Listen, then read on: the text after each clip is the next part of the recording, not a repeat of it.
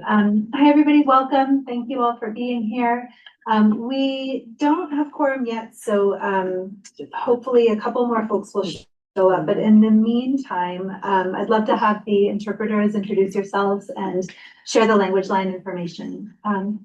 Let's see. I saw someone just come off mute. Yes, go ahead.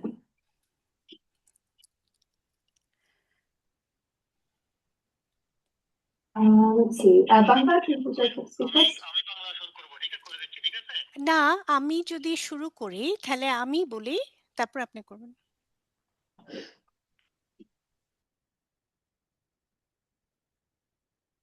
I think you were on mute. That's fine. Oh, was I muted? No, No. but I haven't been very. Okay. Folks on Zoom, can you hear me? Can you give thumbs up if you can hear me? Can you hear you? They hear me. Okay, great. Nafisa, the Bengali interpreter, would you like to go first? Yes, I will. সালামালাইকুম, সবাইকে শুভ সন্ধ্যা। সবাইকে স্বাগতম জানাচ্ছি আজকের এই CC meeting এ। বাংলা লাইনের জন্য দয়া করে ডায়াল করুন 347-966-4114। তারপর একটা আইডি চাওয়া হবে, তখন আপনারা চাপুন 826-580-969 এবং তারপর পাউন্ড চিহ্নটি চাপুন। আমি আবার বলছি, বাংলা লাইনের জন্য দয়া করে ডায়াল করুন 347-966-4114।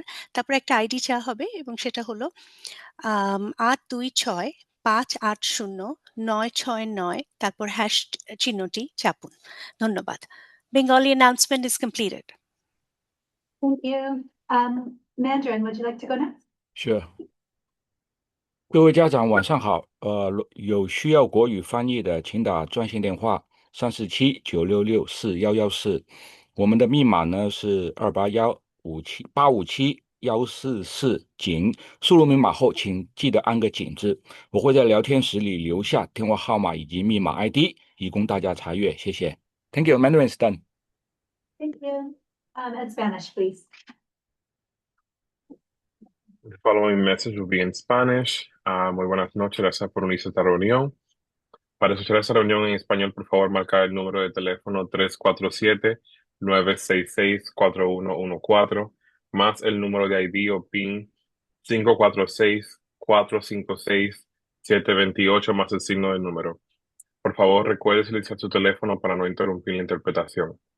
Repito, para poder disfrutar de esta conferencia en el idioma español, por favor, marcar el número de teléfono 347-966-4114, más el número de PIN o ID 546-456-728, más el signo del número. Por favor, recuerde silenciar su teléfono para no interrumpir la interpretación. Thank you. Thank you. Thank you all very much for being here. I just put a link to tonight's agenda in the chat. And let's see, our parliamentarian, Kim Wanless, is with us remotely tonight, but since we don't have quorum, Kim, Shanice reminded me that until we do, we'll have to have someone in the room take on the parliamentarian role. Is that all right? That's fine, yeah. Okay, all right. Jonathan, do you mind getting us started? Got to pull up. Sorry. No, you're good.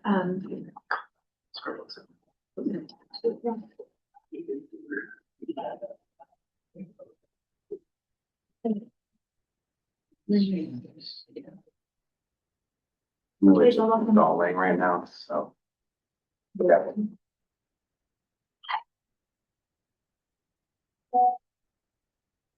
Okay. So the public comment protocol and rules of engagement. Today's in-person meeting will include a public comment period at the end of the meeting.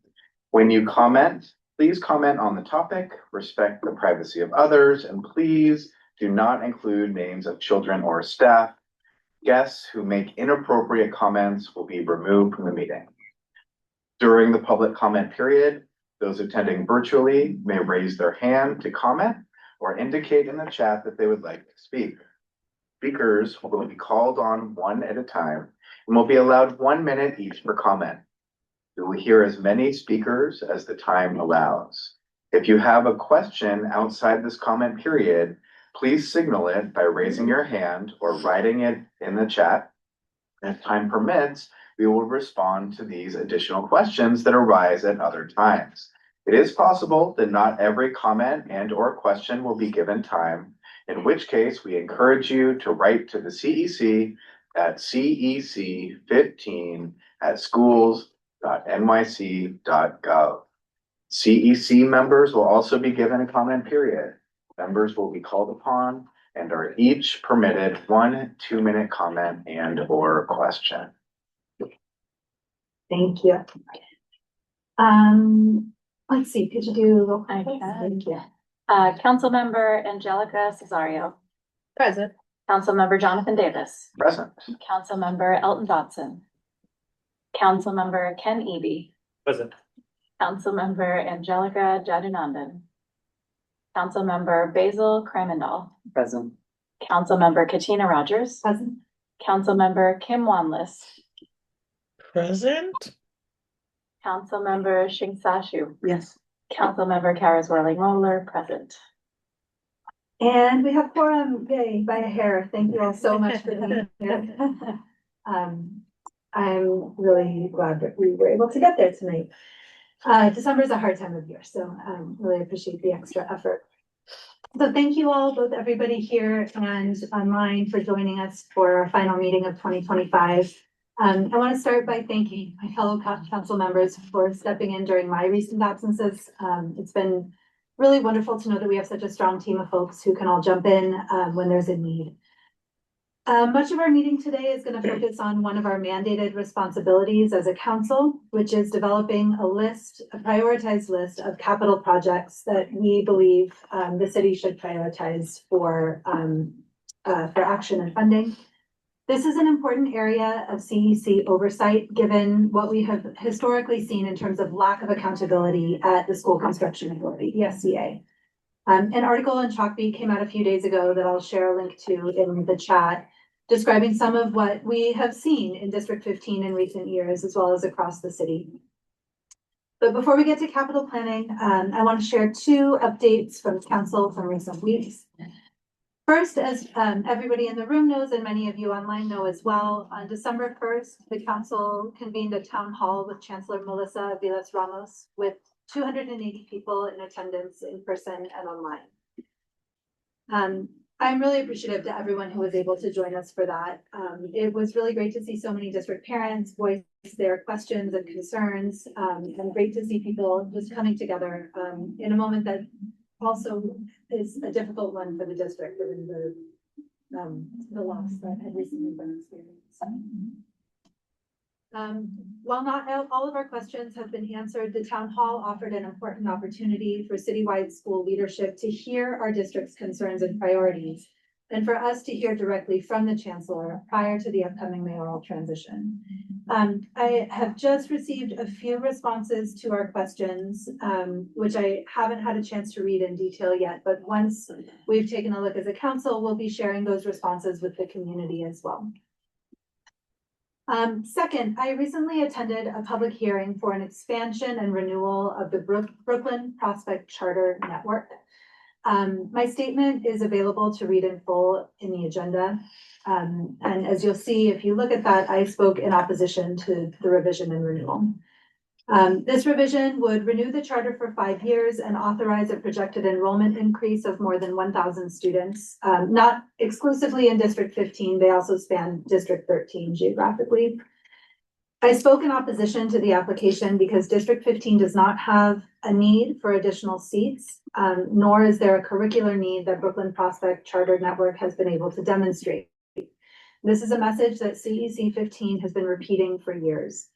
Sunset Park in particular has an abundance of excellent community schools within just a few blocks of one of the charter sites. And as we've articulated in resolutions in prior years, charter schools not only receive per pupil funding like public schools do, they also receive reimbursements for rent on space that is often owned by the charter companies themselves. The outgoing mayoral administration has been extremely favorable to charter expansion. It is my hope that the Mamdani administration will take a different stance. What we need is more investment in our community schools to ensure excellence and equity for every child in every district. I've signed a letter supporting the Educational Council Consortium's call for Chancellor Vilas Ramos to remain in her position until June 30th to ensure stability through the school year, followed by a transparent and democratic selection process. I have a ton of respect for the current chancellor, and I'm glad to know that she hopes to continue in the role. And I hope that the process includes buy-in from constituents beyond the voice of the mayor. I hope that whoever holds the role in the next administration will be more willing to critically examine the impact that charter schools are having on our community schools. So that's all from me. I'll share a few links in the chat for what I was just speaking about, and I'll pass it to Superintendent Alvarez for the report. Great, all set. Good evening, everyone. Tonight will be relatively brief. Just wanted to, and I know Shanice will be putting this up, wish everyone happy Hanukkah, happy Kwanzaa, a Merry Christmas, and for those who are not celebrating anything, at the very least, entering into a new 2026 year, full of excitement. And in January, as we honor MLK Day, but then the day after, historically in our district, since me joining, we do a day of service at City Harvest, where students across our district from all of our schools are represented in a day of service in honor of the community or the community within the community through City Harvest. So we're looking forward to that day. And any CEC member who wants to come is more than happy to join us on 53rd Street and 2nd Avenue. Right? 2nd Avenue, yeah. Some celebrations we have, we can go to slide 5, I think it is. Or slide 6. PS 131 celebrated their basketball clinic with the Brooklyn Nets, which we started when I arrived at the district, and the partnership that I created with the Brooklyn Nets, not only for District 15, but all districts in Brooklyn to participate with the Brooklyn Nets. And we also they had pictures here of Family Fridays that they have around K-2 phonics building skills, as well as them practicing for the spelling bee that actually happens historically for our district with several other districts that compete. We also excited about PS1 being honored at the holiday performance at Tweed at 52 Chambers Street, where our central office is. Our chorus of students at PS1 got to sing in front of the entire Tweed office, as well as elected officials and so on and so forth. So we were excited about that. Just a picture here on the next slide around MS 88 celebrating Thanksgiving, where it was more like a Friendsgiving for the students to participate in their school and showing camaraderie. This was kind of designed and developed by the student council, student government at the particular school. So it's great to see that they were owning and leading that work. And then 107 was doing some 3rd grade project-based learning. So you know we're a project-based learning district. Whenever we can share photos, we want to. And so during a Family Friday, students were doing projects on protecting the New York City waterways through their Wit and Wisdom, the C module curricula. So again, there was always fret about whether or not the curricula allows for opportunities for students to engage in hands-on experiences and differences. This is just another way of us showing that that does and can happen within the curricula that's set forth by New York City REITs, right? On the next slide, UFT recognizes Borum Hill High School International Studies for their outstanding service, collaboration, and dedication to advocating for public education. So Michael Mulgrew, our UFT president, was there honoring the teachers at that school community. So that was exciting to see.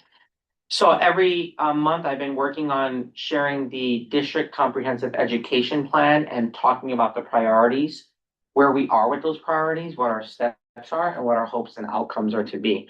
So this month we're talking about priority 4, which talks about all students graduating college and career ready, and having a strong plan and pathway to economic security. So on the next slide, one of the main goals in our DCEP, our District Comprehensive Education Plan, is around IPRs. IPRs are individual progress reviews. These reviews are set forth for middle school and high school students, where every student gets one. This is where social workers and guidance counselors and school staff are working individually with individual students to see what their actual needs are, and supporting them with any behavioral, academic, or social emotional challenges that they might be exhibiting early on, and figuring out ways to provide any types of interventions before they need more severe services. It's also a way for our communities to support students in thinking about middle school, high school and college readiness in terms of preparing students for thinking about what might be prospective tracks students might want to go into, what are some fields they're interested in. And so in several years in the past, we've had low percentage of students participating in the IPRs. This year, we have already gone from not only from pretty much 0 to about 85%. We've also been doing some quality assurance. So our student services managers, Zachary and Zach, call him Zach, and Donna, or our student service managers who support schools with climate and any issues that have to do with behaviors or bullying or anything like that. They've been pulling some of these IPRs, these reviews, and reviewing them and doing quality control so that we're providing training to staff that can better equip our students with more resources and more access to things that they may not have thought of that we think are pertinent based on the documentation of the individual students. So we're happy about that work that's going on. On the next slide, as you know, I'm a firm believer in doing things in steps and not just holistically throwing everything out. So I didn't have a K to 12 financial literacy. We started with K through 2, then we added 3rd grade. Our next year, we're expecting to expand to 4th and 5th, then 6th through 8.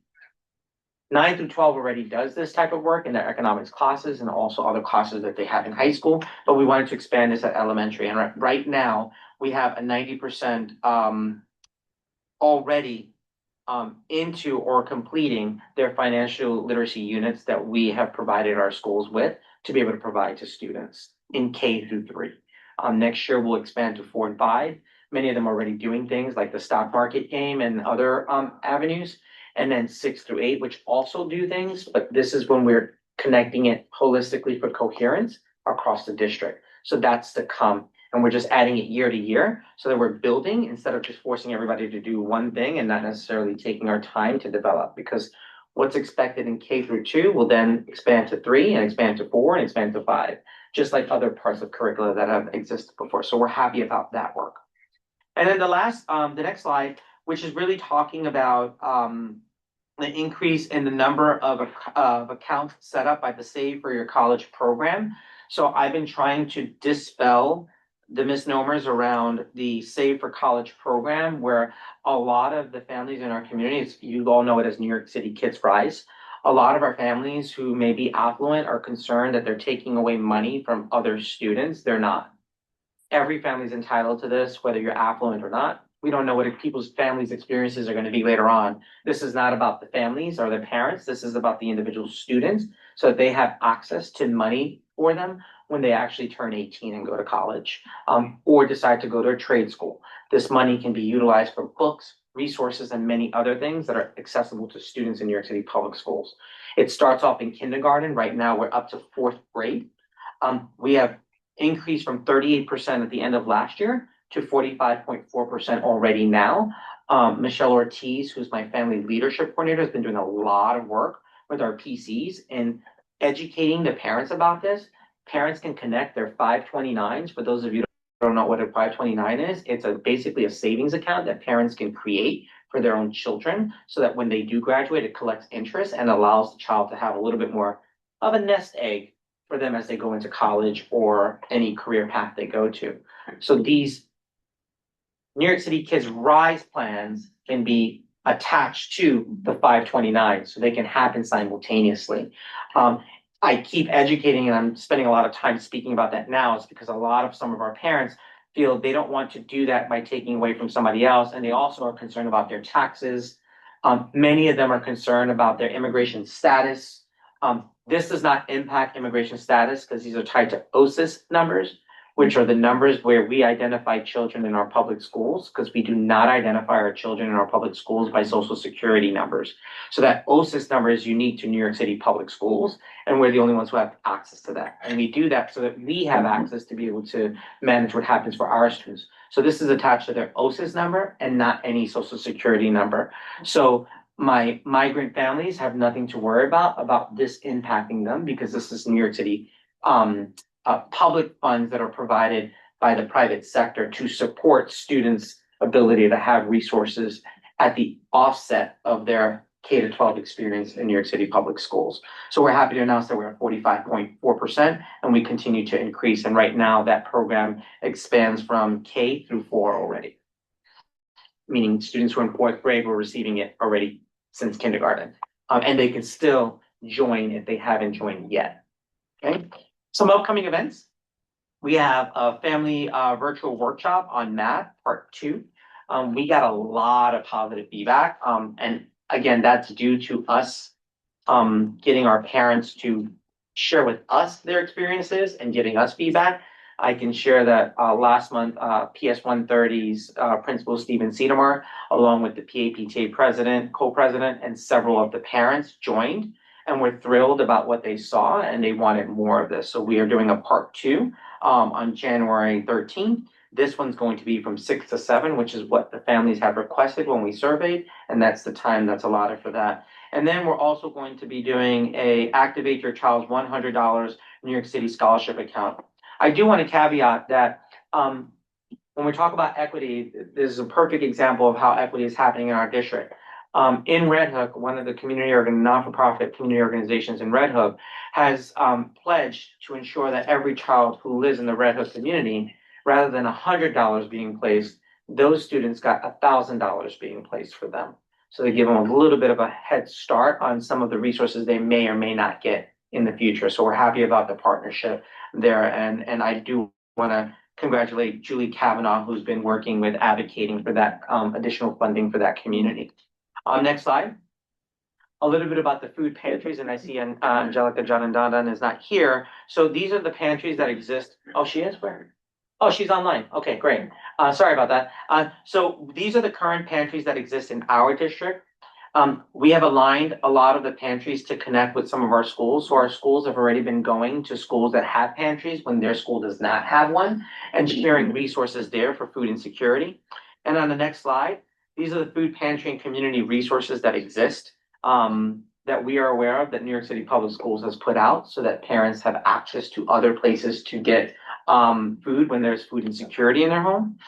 And then in the next slide, we've been working in partnership with our CEC and our District 15 food service managers, particularly Zach and Donna, who have already started their initial meeting to discuss ideas last week. The CEC and the district are going to be working to collaborate and meet to determine point people at each school to message the families that have issues around food insecurity, and distributed lists will be created so that those families also have access to other resources that they may not want to go to the school for, or it might be too far and there might be something closer, right? District-wide, we've done a district-wide shared form to be created to communicate family needs to school point people and determine which schools, CBOs, and food pantries exist and might be able to support particular families in different ways. From that part, I'm left with Q&A. Short this month. Sure. It's the holidays. I'm trying to. You set a record. Hey, they're getting on me. I did have summer school, but summer school looks like it's going to be the same as last year. The only caveat might be one school, which is K024. We've been working with their PAPTA and their advocacy for the outdoor space. So we're trying to get that space closed out so that they can work on their outdoor space to renew their schoolyard. And then PS1, we might be adding more accessibility, which is an elevator at the school, and they may want to start as early as the summer. So if that's the case, PS1 and PS24 may not be the site, but we have another site. I just don't want to announce that site yet because I'm still trying to determine if that can be a site. But rest assured, we'll have a site for all of our summer school. We already have our summer school leaders and our summer school site supervisors already planned for this summer. So we're already ahead of the game. Great. Thank you.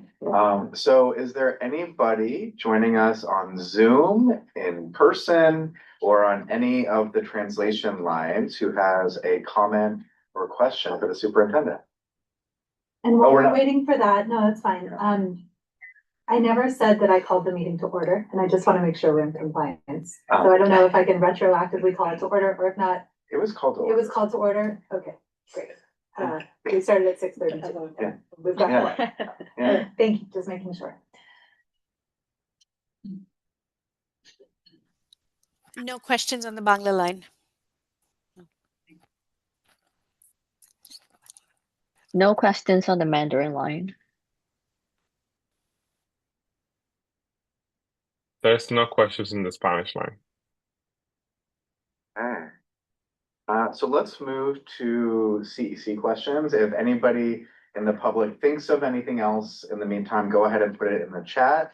But are there any CEC members who have a comment or question for the superintendent? Angelica? I just have kind of two foundational questions, if you can just provide some definitions for us. Yeah, So sure. how do you define college and career readiness? And So, then yeah. just the second part is same with financial literacy. Yeah, so college and career readiness is not just about ensuring that all students get to college. And so there's also different levels of what college and career readiness is. For example, in middle school, adding Regents courses is another preparation of getting students ready for college and career readiness. Providing CTE programs, And what's those are CTE? those are those technical education courses, like wood shop, or I'm just giving you the most basic example, right? Culinary, adding additional languages to speak. Schools like Barnhill High School of International Studies that has an IB program, International Baccalaureate program, that expands on further types of things, AP courses. Opportunities for students to be exposed. For example, in the past, students never really got to go to college tours until they were in high school in their 11th and 12th grade. We're doing tours in some cases as early as middle school to expose students early on to what the possibilities and options are. So when you think about college and career readiness, those are the ideas around pathways. Also, as you look at the state's new laws that are coming into place for 2028 and beyond about what it means as a portrait of a graduate. Now, we primarily as a community school district focus on K through 8, but we do have a 6 to 12 and a 9 to 12. So that's part of our repertoire in terms of the work.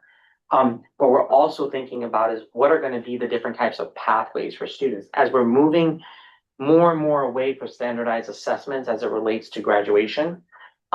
There's going to be some forms of projects. There's going to be opportunities for students to engage in being able to be considered graduate ready in different pathways. So some of those things like project-based learning that we're doing in the district are already forms of college and career readiness because we're preparing for students to be able to speak about the things that they're working on in their classes and being able to defend their arguments around certain subjects that connects to the content learning standards, right? Cross-disciplinary activities that are going on. These are all forms of college and career readiness. So when we think about college and career readiness, oftentimes parents hear, are my kids ready to go to college? Well, all the things we're trying to get them exposed to are ways to get them prepared for college. Financial literacy is where students are learning about money, about how to save, what it means to save, what it looks like to save, how is spending being used, how do people figure out ways to spend. This is all connected not just to the math, but in our schools, financial literacy is about curricula that we have been using so far that supports children in understanding what that looks like. Okay. If you would imagine, based on the grade, it looks different, right? So like, I think about the HIV units that New York City Public School has, that's a mandate for the state.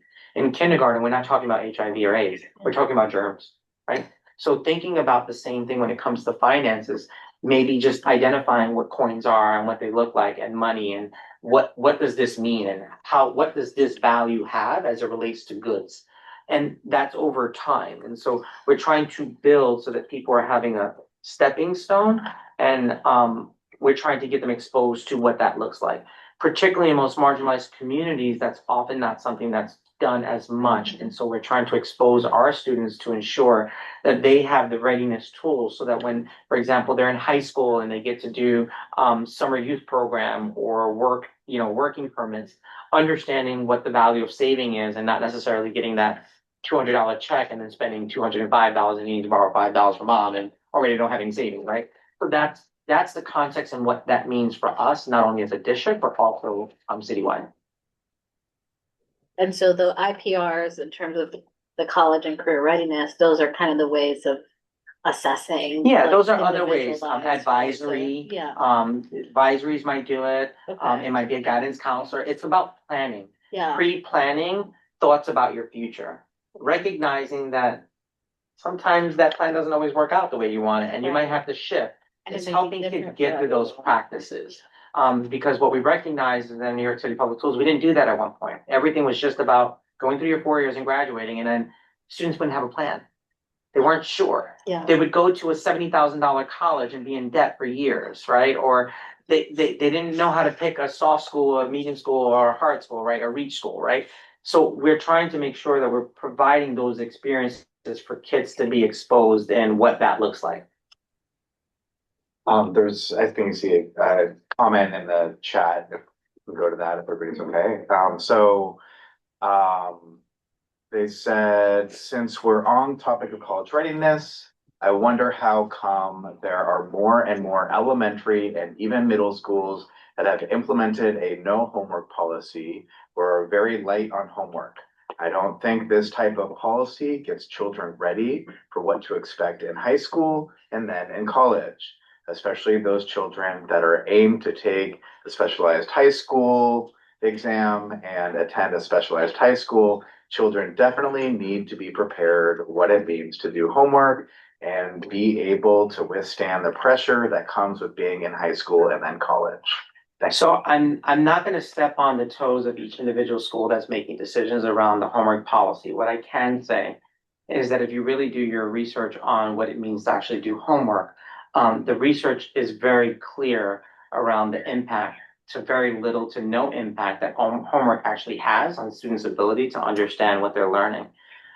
Homework usually and oftentimes, which I think is a little bit separate from the context in which Ms. Tesler Carney is bringing up, homework is often a reinforcement or a regurgitation or a repetition of what students had done in the day. It's essentially a practice of what kids did.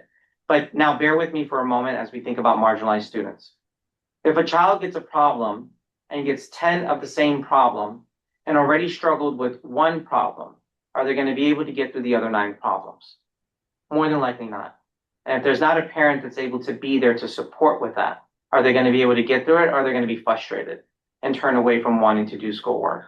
So that's one perspective. I'm in the belief that when it comes to projects, when it comes to activities where students are working on independent things that they have to build confidence and stamina in, and things such as independent reading and making sure that kids are reading at home and things like that, those are the types of homework that I see can be most impactful.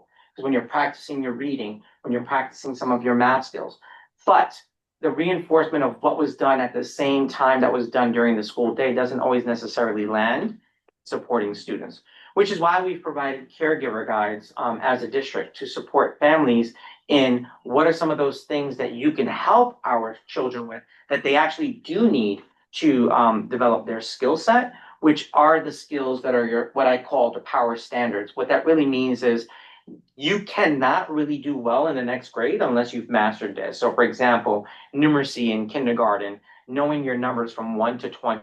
If you don't know that well and you can't do combinations of 5 and 10 with automaticity, you're going to struggle in first grade, because then the hierarchy in terms of the linear and the mathematics gets more difficult. So that's something that we gave caregiver guides for parents to practice with those particular strategies. We've also created the caregiver's guide for families in the event that there are some schools that are not necessarily giving homework because of the belief at the particular school. This could be something that could easily be assigned to students as, if you will, a homework, but for me, more of a study guide.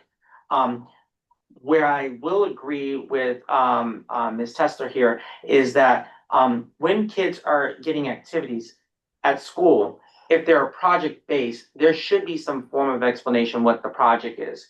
What is the rubric where students are going to be held accountable for? So I would argue that we have to do some more of that as it relates to project-based learning and having kids taking what they're learning and moving that experience through something that they're being asked to do, to generate. That's more of what's going to prepare students for a specialized high school program. While those schools might give a lot of homework, the stamina and the building of a student's ability to be intellectually challenged by the assignment is more about where are we taking this skill and applying this skill at another level, which is different than just assigning homework. I could easily assign you page 3 and 4 to do for homework. But if I don't have someone supporting me through that process, if I'm a struggling student, what happens to that student? They further regress because they're not getting that support. I would implore Ms. Tesler to really look up John Hattie, who's one of the gurus around this, around effect size, and look at the impact that homework has as it relates to effect size in a student's ability to maximize. That's John Hattie. He's one of the most famous gurus around effect size and determining what makes an impact in a child's learning and what doesn't. And he has studied this for years and years and years. I would implore you to look at some of that as well to go forward. John Hattie's effect size. Can I just comment in my professional capacity here? So just to answer that question, as someone who my day job is a college professor who prepares future teachers. And so, in terms of college and career readiness, I'm looking at it from both sides. And we have really moved towards not focusing on homework for a lot of the reasons that Raphael said. It's an equity-based issue. And for students to be able to succeed once they get into my classroom, it's about developing skill sets that allow them to be able to read and write. And it's about, different executive functioning skills, about how to create calendars and balance their time. And a lot of students who are juggling classes that are no longer every single day, 5 days a week, they're once a week, or maybe they're twice a week. And they have to juggle that with jobs they may have, or multiple jobs and other responsibilities. And, the stamina of homework, it's about reinforcement. Yes. But as Raphael was saying, if you don't have somebody who's at home who can support that work, it doesn't make much of a difference. Yeah. It's really about how effectively are they developing the skill sets they need in the subject areas they're studying to be able to be successful. Yeah. And if I may, Ms. Sessler, just for you and your child specifically, one of the things that I will agree with you on is if there's a reason that you feel that it's necessary for your child to have this and that there's going to be that support at home, by all means, there shouldn't be a reason why a school can't provide you with those additional assignments for your child, because that is the pathway you choose as a parent to support your child at home. And if you're having that issue with your actual school, please feel free to reach out to Brenda Diaz, BDS14 at schools.nyc.gov. And we'd be more than happy to work with the school to ensuring that your child gets these particular resources to support them at home. Thank you, Katina. And I think Kim had been wanting to jump in, Yeah, Kim? Oh, hi, yes. Since we were on the project-based learning piece, and good evening, everyone. I wanted to just touch on the display you had of 107 doing the project-based learning that's connected to wit and wisdom. Can you just speak to how is it across the district that schools are all doing PBLs connected to the curriculum, or is it individual schools? Yeah, no. How's that process?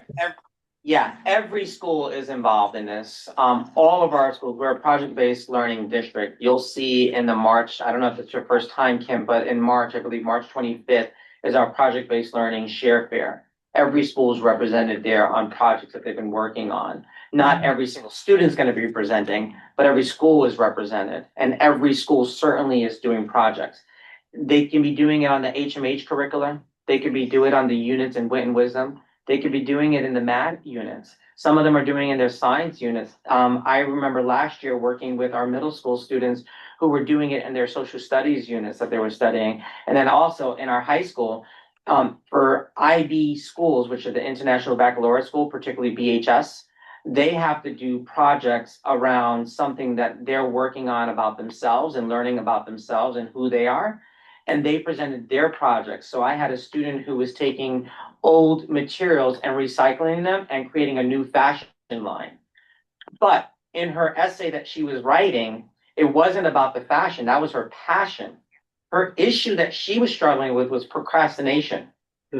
And she developed her methods of identifying how to reduce her procrastination, because it would impact her business that she was creating around the materials that she was recycling, sewing, and selling. So I just wanted to give you an example of that. But all of our schools are participating. You can go to 676 at the Harvard School and look at how they're integrating in math and how they're creating projects that support.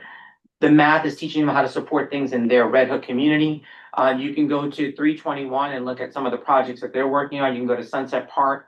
any one of our schools in our district, you can go to any school and ask, what is the project-based learning activities that are your school's involved in? And you can get an answer from every single one of our schools across our district. Okay, thank you. Kara. So Kim gave me an opening by saying love Okay. and wisdom. So not totally related to. Connecting the words here. Yeah. Connect words. Okay. Ken's gonna connect after that. Yeah. So Sure. my daughter is in second grade and she came home with her reading assignment this week, the fluency work. It was 39 words. Of the 39 words, 3 of them are the word Indians to talk about Native peoples. I did reach out to our principal, who gave me a good response that is actually directly from one of the core texts. So that's not something that can be changed. Yeah. So the chancellor in our meeting definitely made a comment about how New York City has a lot of purchasing power and that we are a very big client for Yes. all of these. So what are we really doing to kind of to push this forward? Yeah. Because she came home and basically said that word like 18 times today. Yeah. It's been a whole topic of discussion all week for everyone in the second grade. Yeah. So what I And can if I say, can- yeah, sorry, go just ahead, to please. amplify that a little bit. This was also a question that came up, not around this specific reading, but at the Chancellor's Town Hall. Yes. And so there are many parents. And making in the connections district is, yeah. who are concerned, like specifically about the core readings and written. Yeah, so yes, I'm in agreement with you. This is the version 1.0 that Wit and Wisdom has out. They now have since had a 2.0 because of the questions that came around cultural responsiveness.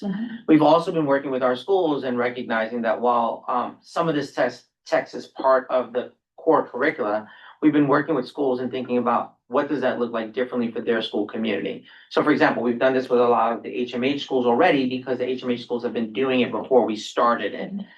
Before we started as an official district. And so what they have done, for example, at PS 94, where they've taken the actual text and brought in texts that are reflective of the students that are served at that particular school.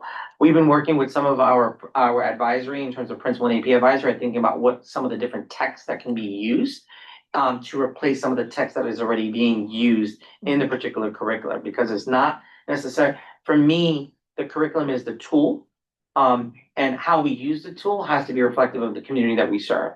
So to your point, yes, we have to look at the text more closely and figure out which texts are more appropriate and which texts are not necessarily appropriate for our students and for what we believe in. And we're working to, any students, right? Right, thank you for that. And thinking about how are we thinking about what text can be revised and take the place of that particular text. Schools do have the purchasing power in purchasing books. So for example, some of our schools have purchased the text that they want to use as opposed to some of the text because they've reviewed the text themselves and said, we don't want this text, we think that this text might be better. That's something that I think we can bring back to the SLT. I actually happen to be going to your SLT. Sweet. Yeah. Thursday. Yeah, I'll be there. That's something to bring up, and that's something that I can bring it as another avenue that can be used to really look at the text and see what's appropriate and what might need to shift and change with the text. Great. Yeah. Ken? Yeah, this is not gonna connect. You connect, no connection. I'm very disappointed. I will connect back to Angelica's, Okay. Question about the IPRs. Yes. I'm just very, curious, Superintendent, as you were speaking about, the participation rate that has increased from 0 Yeah. to 85%. Yeah. What does that mean? And So, and yeah. over what period of time? I'm glad you bring that. That's a really good question. What 'Cause- does participation Yeah. mean? Yeah. Who's not participating? So yes. Why not? So here's what's happened, and this is why this became a goal. I'm glad you're bringing this because I brought this up in the past 2 years, but this is a new council. It makes more sense if I would have given you the context. The schools were doing the IPRs and they were documenting it somewhere. And then they wouldn't put it into the system until basically the last week when it's due in June, which is a requirement by state law. They're not required to put it before. In reviewing them as a team, I recognized that some of it was just a compliance thing being done. Check the box. That wasn't appropriate for me as a superintendent, thinking about how are we really having real communication with students in an ongoing process. As a result of that, last year, we implemented where we were checking them quarterly, not the reviewing of them. So last year was like, you just got to start getting them done. You can't wait till the end of the year to get it done. So that was part of our goal last year. Last year, they were doing it quarterly. And then it dawned on me, let's start reviewing them. So when we started reviewing them in the third and fourth quarter, we started realizing that, again, they were getting it done in the time that I said, and many of them were being done well, but some of them weren't. And how did I get that? I arrived to that by some things in ORS incidences, which are the online occurrence reporting system when kids get in trouble or things are not happening. Well, what happened? Why is this happening 4 or 5 times to this kid? Where is his support? What's going on with the support for the student? We started recognizing some of those kids, and then we started pulling the IPRs for some of those kids and saying, this is not saying much. Isn't this supposed to help so that doesn't happen? So this year it became, not only are we collecting them quarterly, right? That's supposed to happen. We're also now randomly selecting some of the ones. You could imagine which ones I'm randomly selecting to identify what is it that you're actually saying and doing here. And how are we giving you, teacher, a social worker, guidance counselor, feedback on how to support that child. Or it becomes a red flag for my student service manager, who then might do some work at that school to support those groups of people who are supposed to be doing this in a more effective way of supporting students. Mm-hmm. So that's the onset of where we are now. So the 85% is they're getting it done, but now they're getting it done and we're monitoring what goes into what they're getting done. So it's not just a check box, it's more we're checking to make sure that your check box is that you've actually checked in with that student thoroughly and well. Okay. So it's going deeper, if that makes sense. And ensuring that anything that red flags that we're missing, we're catching. Okay. Right? So we're tracking 85% of what? No, 85% is what has already been tracked in terms of being entered. 85%, okay. Right. The other 15, we're still waiting because we're still not done with the quarter. So I just reported with what we have now. Got it. And then we've been monitoring what's within the ones that have already been submitted in terms of where we have red flags or thoughts for us based on data we have, such as the online occurrence reports, such as a parent might be calling and complaining about a particular situation at a particular school over and over and over. An issue keeps arising with the same student that I'm getting a report on. This is now the 5th time that this happened. What's going on? You want to suspend? No, you can't suspend. I want to know what you've been doing. Let me pull this IPR and see what's been this child's plan, and seeing if the plan is consistent with what the kid is saying is actually happening for him or her. Right? So it's an accountability on the school as well, in ensuring that they're providing what they're supposed to do in their due diligence to support students in our school. That's essentially what that is. Okay. I'm glad you're asking that because it gives more context and clarifying. Yes. Yeah. Okay. Thank you. So I had a question. So a D15 parent who is also a teacher in a Brooklyn North school reached out about some information she had learned about ELA curriculum that was being floated at Brooklyn North D15 superintendent's meeting that her chair had been at, talking about as the ELA curricula is being kind of rolled out and standardized more, that there's becoming more of a focus on not reading full text anymore and reading excerpts instead. And she and I also find this quite concerning if that is true. And it sounds concerning to me. Right. So as we're talking about I'd mentioned. Yeah. So this is something that her department chair had heard at a meeting from some superintendent. Her department chair had heard that at a D15. She said it was a meeting that had some. So the D15 parent, who's a teacher in a Brooklyn North school, right, has said that in District 15, there's been conversations around. That it was some meeting her department chair went to with Brooklyn North superintendents, and I don't know if there was D15 representation or not, but if there was Brooklyn North superintendents brought together, District 15 superintendent was there. I would have been there. Yeah. I don't recall. Okay. Any of that being said. That might be the telephone of somebody interpreted what was already being said by something that may have been a comment. No, I'm actually the opposite. Okay, I'm about how are we putting more rigorous text in front of our kids, but supporting them on getting through that rigorous text. okay. I'm not about And in shortening terms of, everything. and in terms of reading the whole book, Yeah, the whole absolutely. text, Yeah, okay, absolutely.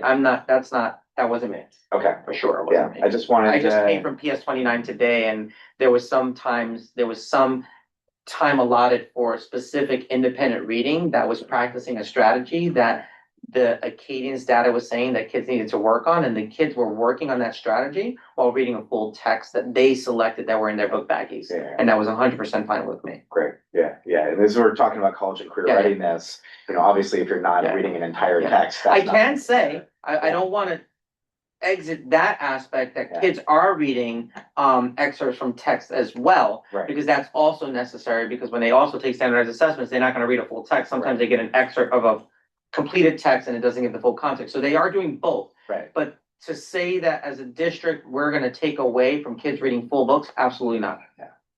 I can say that unequivocally, absolutely not. great to hear, thank you, just relaying and. Yeah, no, Yeah. I'm glad you're getting the clarification. Yes. Any other comments or questions? I have a comment, just regarding the expansion of after-school programs, the DYCD, Mhm. which I actually don't know what that is. Department of Youth and Child Development. Okay, thank They're a you. separate agency Uh-huh. that have their own office, they have their own commissioner. So they're in charge of after-school programs, childcare programs, there's a charge of tons of different programs that are separate entity from the DOE. Got it. They have to go through an RFP process, which is a rigorous process to determine which CBOs exist out there that Mhm. apply Mhm. to actually get the grant money for Mhm. them to be able to have after-school programs at select school sites. Okay, because I know there are some D15 schools, especially like 516 that comes to Mhm. mind, that they've been Yeah. trying to get it for Yeah, years. 516 had it. They had the Center for Family Life and they lost some of the granting because it was switched around I see. based on the formulas that are decided on what qualifies to receive. So I know 295 is another school that's asking. Mhm. Nicole and I have already sent that email to DYCD and said that we want to prioritize these two Okay, schools. thank you. Not saying that other schools don't need it, but when we look, they look at a lot of things. They look at demographics, they look at cost of living, medians and stuff like that from lunch forms, and they look at a variation of things to determine who is eligible, and then they might ask the superintendent if there's like 3 schools eligible.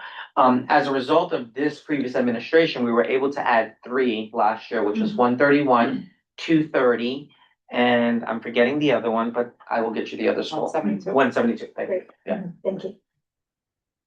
I have one other thing, if that's okay. This is more maybe a future thing to discuss, and it's something that I feel like we've raised in the past. Yeah. But, you know, special education support has been at the top of many of our minds, for a long time. And, recently, personally, and others I've talked to have experienced, challenges in getting kids evaluated, particularly for neurodivergent children, in both a timely way and in an affordable way. So it's, you know, having to reach out to providers where insurance doesn't cover any of it. And that's, you know, people are lucky if they even have insurance. And it's, you know, $7,000+ and wait list to be able to just simply get your child evaluated. What I'm gonna ask for the council to do is think about us inviting in someone from the Dial team that can explicitly talk about this process and what this process looks like. Okay. This process is out of my control and dealt with the Dial team.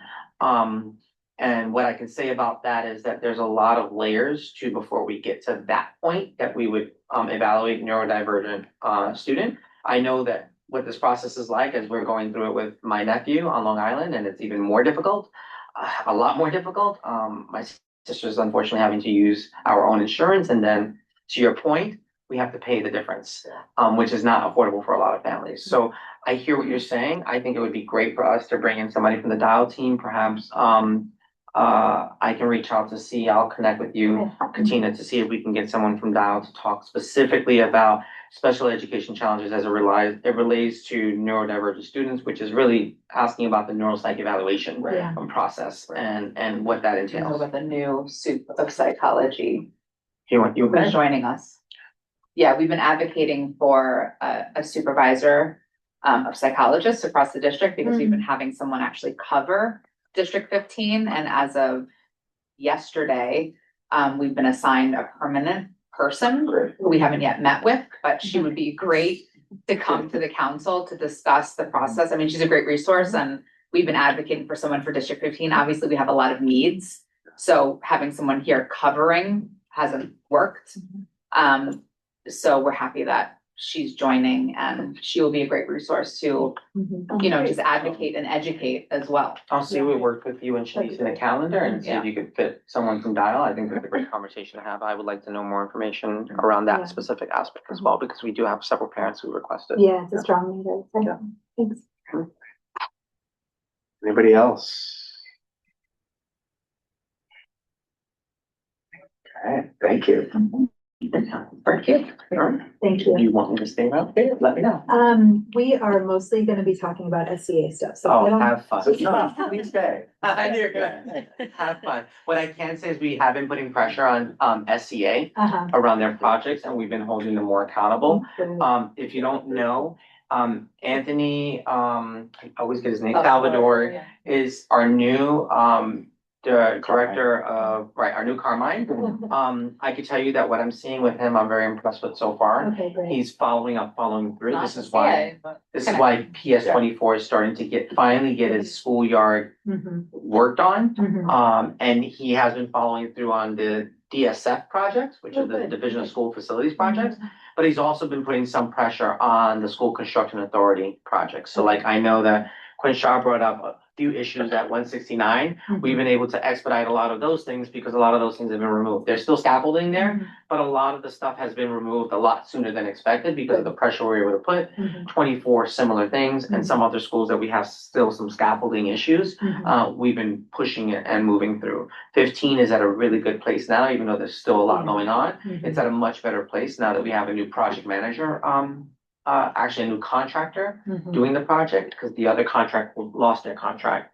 Now they won't be able to get another contract for another 3 years, and they would have to be supervised. Quinshon? I want a question. Yeah. For this one is 就是你可以帮我问一下，就是我想问一下，不用说我是清醒之徒，最后一种。My small stakes forever. I'll be done with the appetizer, the meal, and the dessert, and there's still. Me too. So this is for the translation. Okay.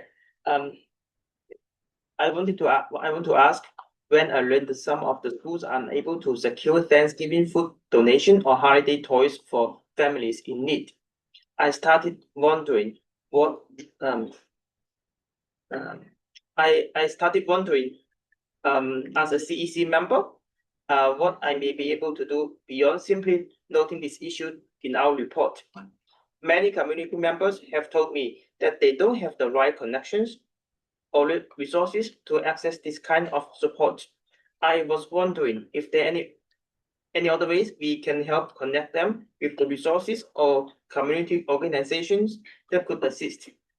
Yes, so I'm gonna answer that question in the easiest way.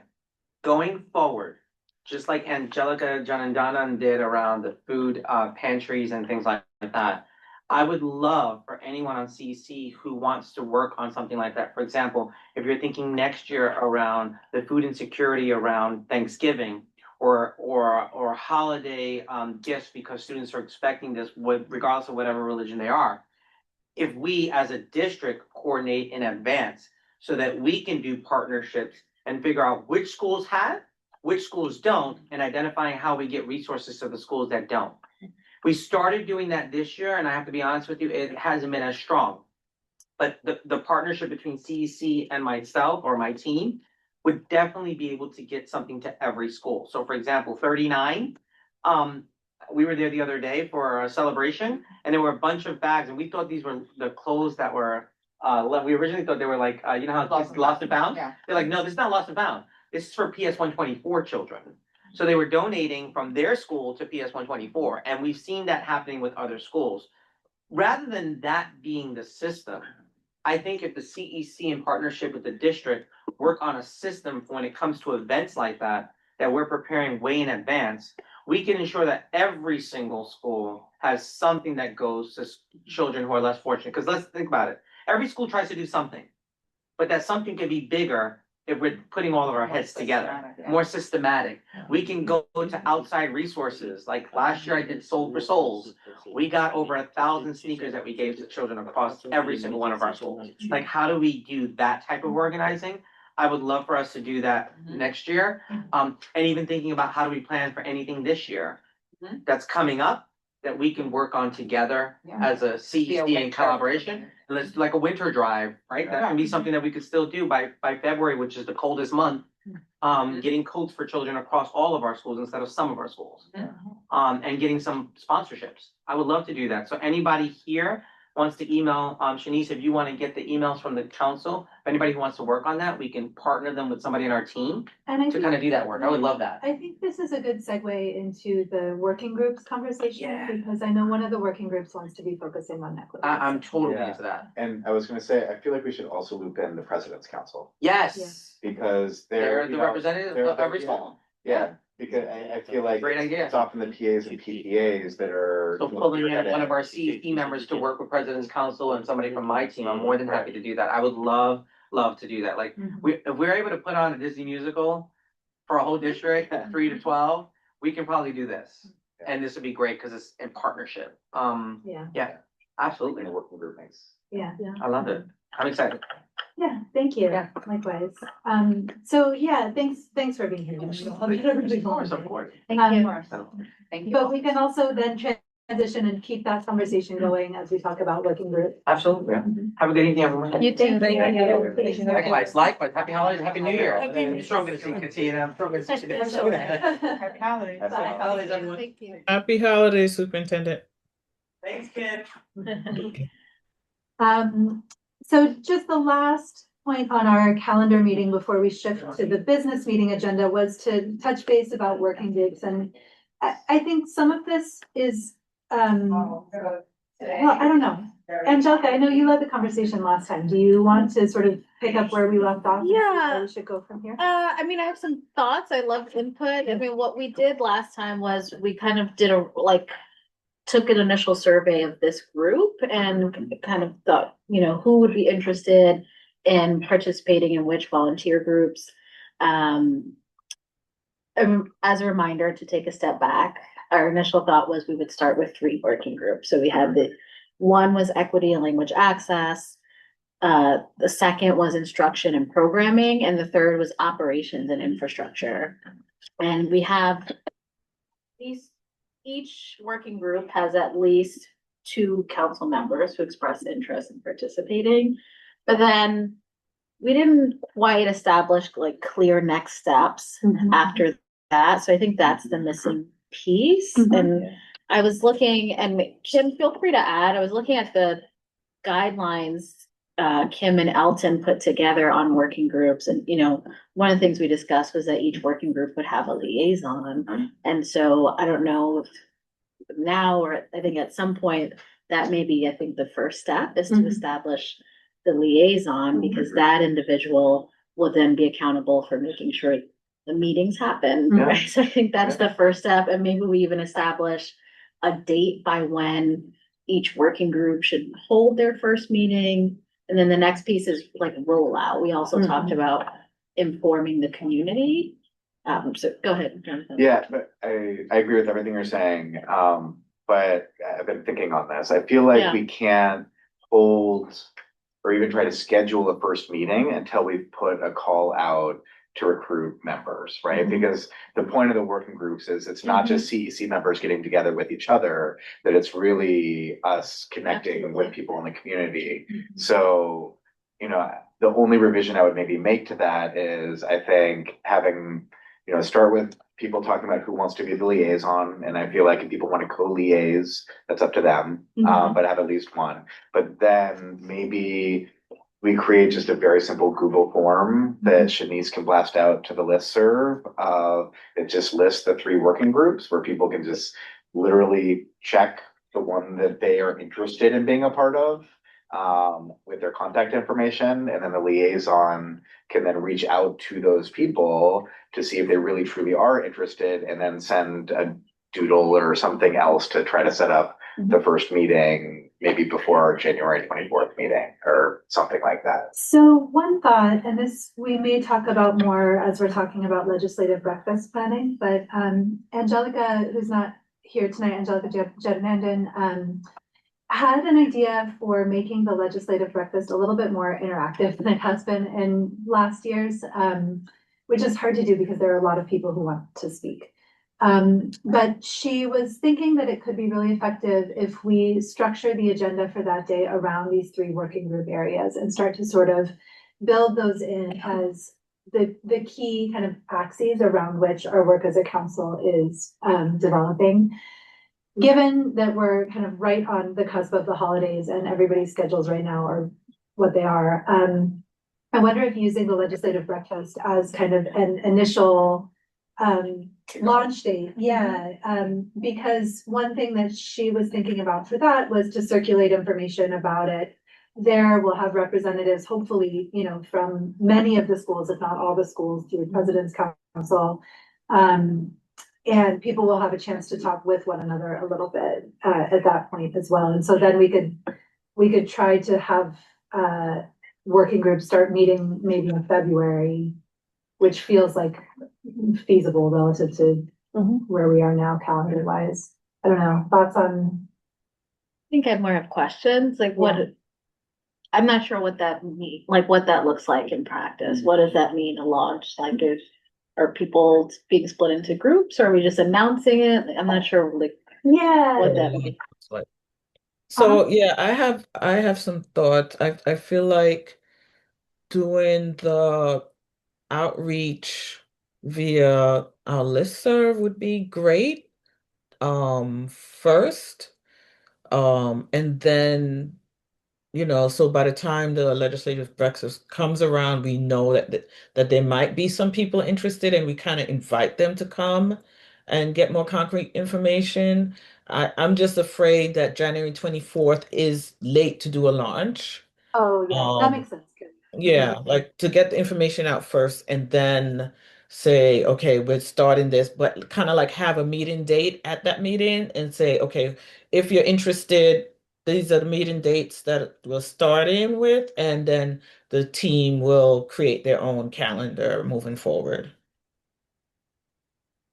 Definitely on board with informing the community over email. And I think that's a relatively easy lift to at least like, you know, we send out the summaries anyway, and we can do one that's standalone that says these, you know, these are the working groups, there's opportunities to get involved. We might want to think about how easy versus how much commitment we want to ask for people at the point of expressing interest. Just on a spectrum of like checking a box, which is very easy, to like writing an essay, which we're not going to do, you know, but like where do we want to establish a threshold of like, we need folks who are going to do the work, right? It's not just about caring about the issue, it's about having enough bandwidth to be able to like put some energy behind it too. So I do think we want to screen for that a little, but you know, it takes a few times of mentioning a thing for people to know that it's an opportunity. So I think sharing it over email, I think the idea that Angelica J had for the thanks for coming, for the legislative breakfast was to group that agenda around the three topic areas and have a minimum of, you know, a parent leader and a few elected officials speaking about something related to that topic. And then sign up tables sign up tables at the breakfast where people can also express interest. So to have some, you know, some content and discussion around it. Can I ask how long is I went once. I went last year, but I don't remember how long it is. Long. It's about 3 hours. 3 to 4 hours. 3 to 4 hours, yeah. So what I've seen in other like committees I've been on is where you actually send people in breakout groups around these working committees, right? And you have a conversation, so the politician is there about um, whatever it's immigration rights or equity or whatever, they're having conversations with people who are interested in that. I don't know if we want to move it to that level so it's more interactive because you can be, the interaction would increase if the groups are smaller because I feel like I've been there and it's just like an audience listening to somebody speak, right? And we're trying to avoid that. But I don't know if there's space. It's at Borough Hall, right? Yeah. Let's pause on getting too deep in legislative breakfast planning because I think just because I wanted to make sure I let Angelica know when we're talking about it. So she can join Okay, online. sorry. Okay. But this No, is that's okay. about working groups. Yeah, exactly. So working groups definitely, I feel like send the word out, do something at the legislative breakfast is fine, but have a date ready for February that we can announce at legislative breakfast, even if it's like a tentative date for each group. And as far as the liaison, the fact that we have 3 people in each working group means that just one person has to be the liaison for that group.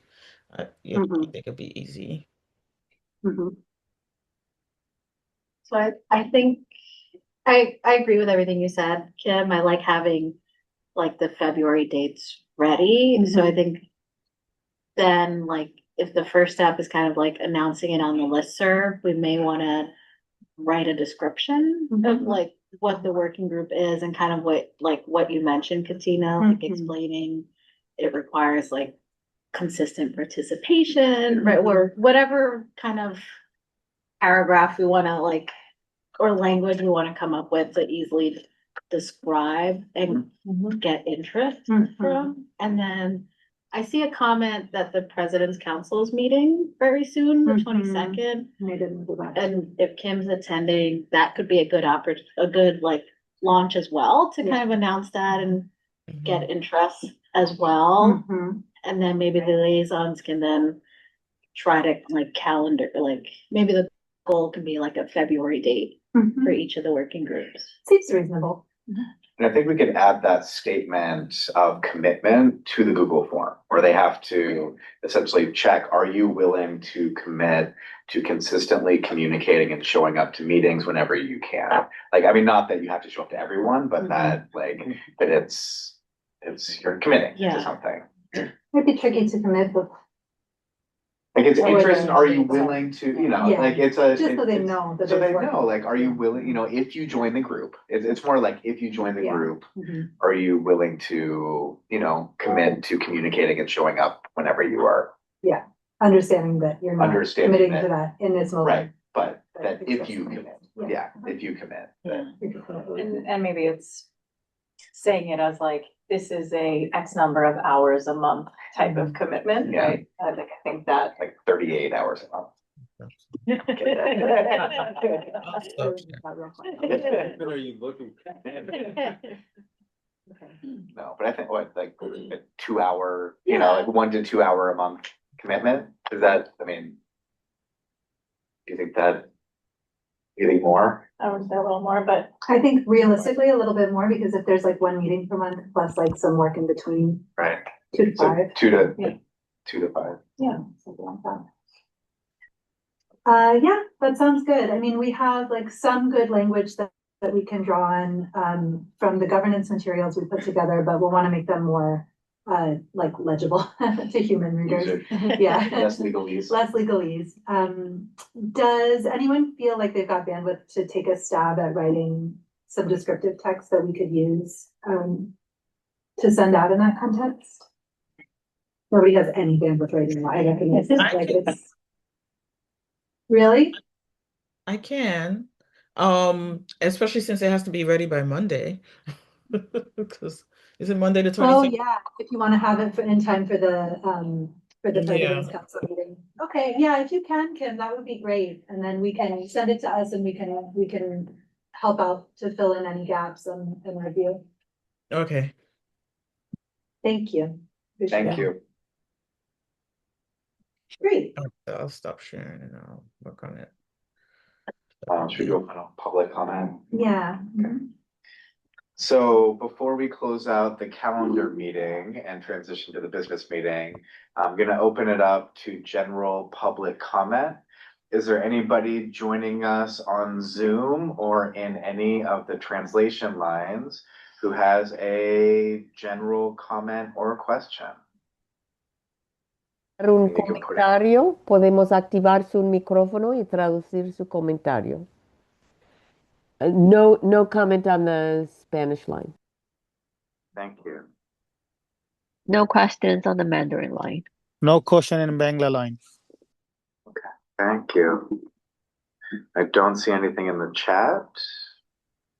So I move to adjourn the calendar meeting. Second. Am I allowed to second? Yeah, of course. Great. Great.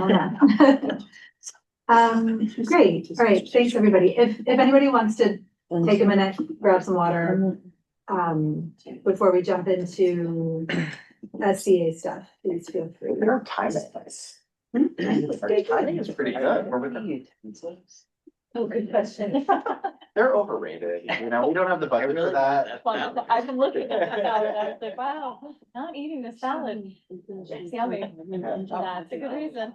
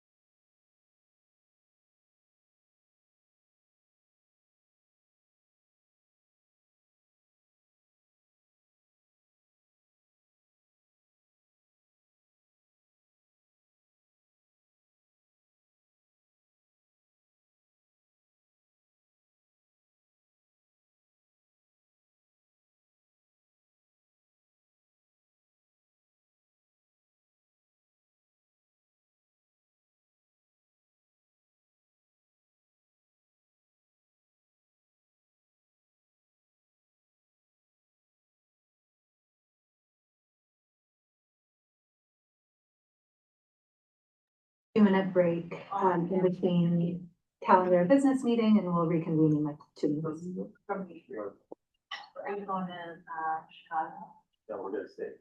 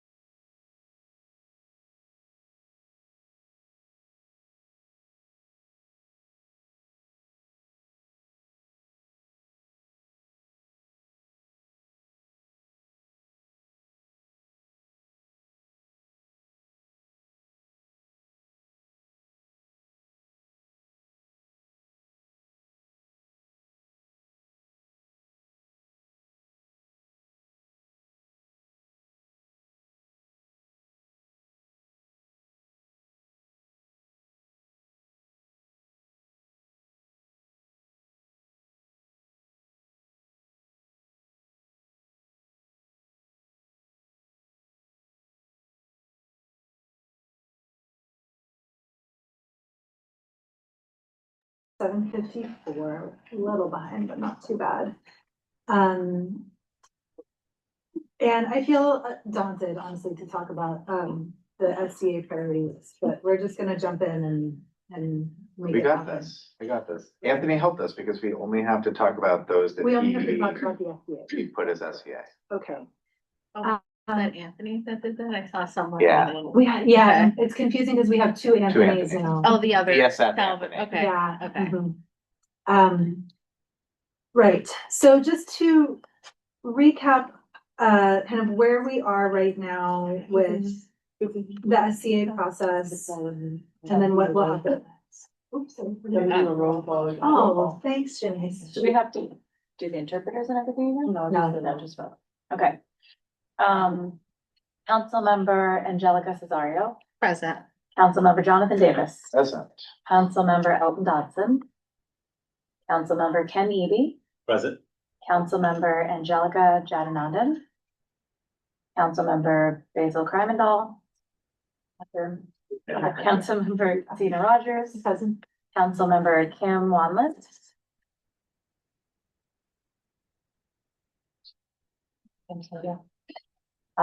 Councilmember Shing Sashu. Yes. Councilmember Karis Worley Miller. Basil. Yeah. No, you're good. Okay, so over the past couple of months, everybody has been visiting your liaison schools to the degree that that has been possible, and that not everybody has been able to visit every school, and that's okay and normal.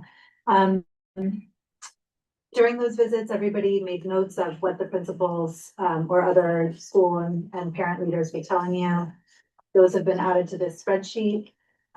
Last week, I also sent a form around to all of the principals so that if there was anything else that came to mind for them that they hadn't shared with you, or if the meeting hadn't happened for whatever reason, that they still had an opportunity to share those requests. So I've added those into the spreadsheet as well. We sent this spreadsheet to Anthony Salvador at DSF to help us categorize which items are eligible for SCA,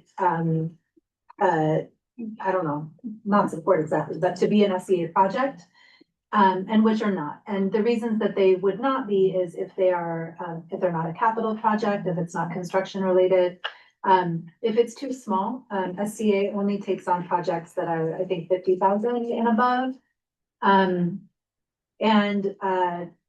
Some things just go through the Department of School Facilities or need to be funded through, like your city council members, for instance, or the school city council members. And so for the items that are categorized now in column F as DSF or Reso A, those are not things that we're going to be voting on for our top 5 priorities today. The goal of where we want to be by the end of this meeting is to have 5 items, hopefully with like some geographic spread, right? We don't want 5 items from a single school or a single neighborhood, but 5 items that we vote on as a council as being the highest priority for our district.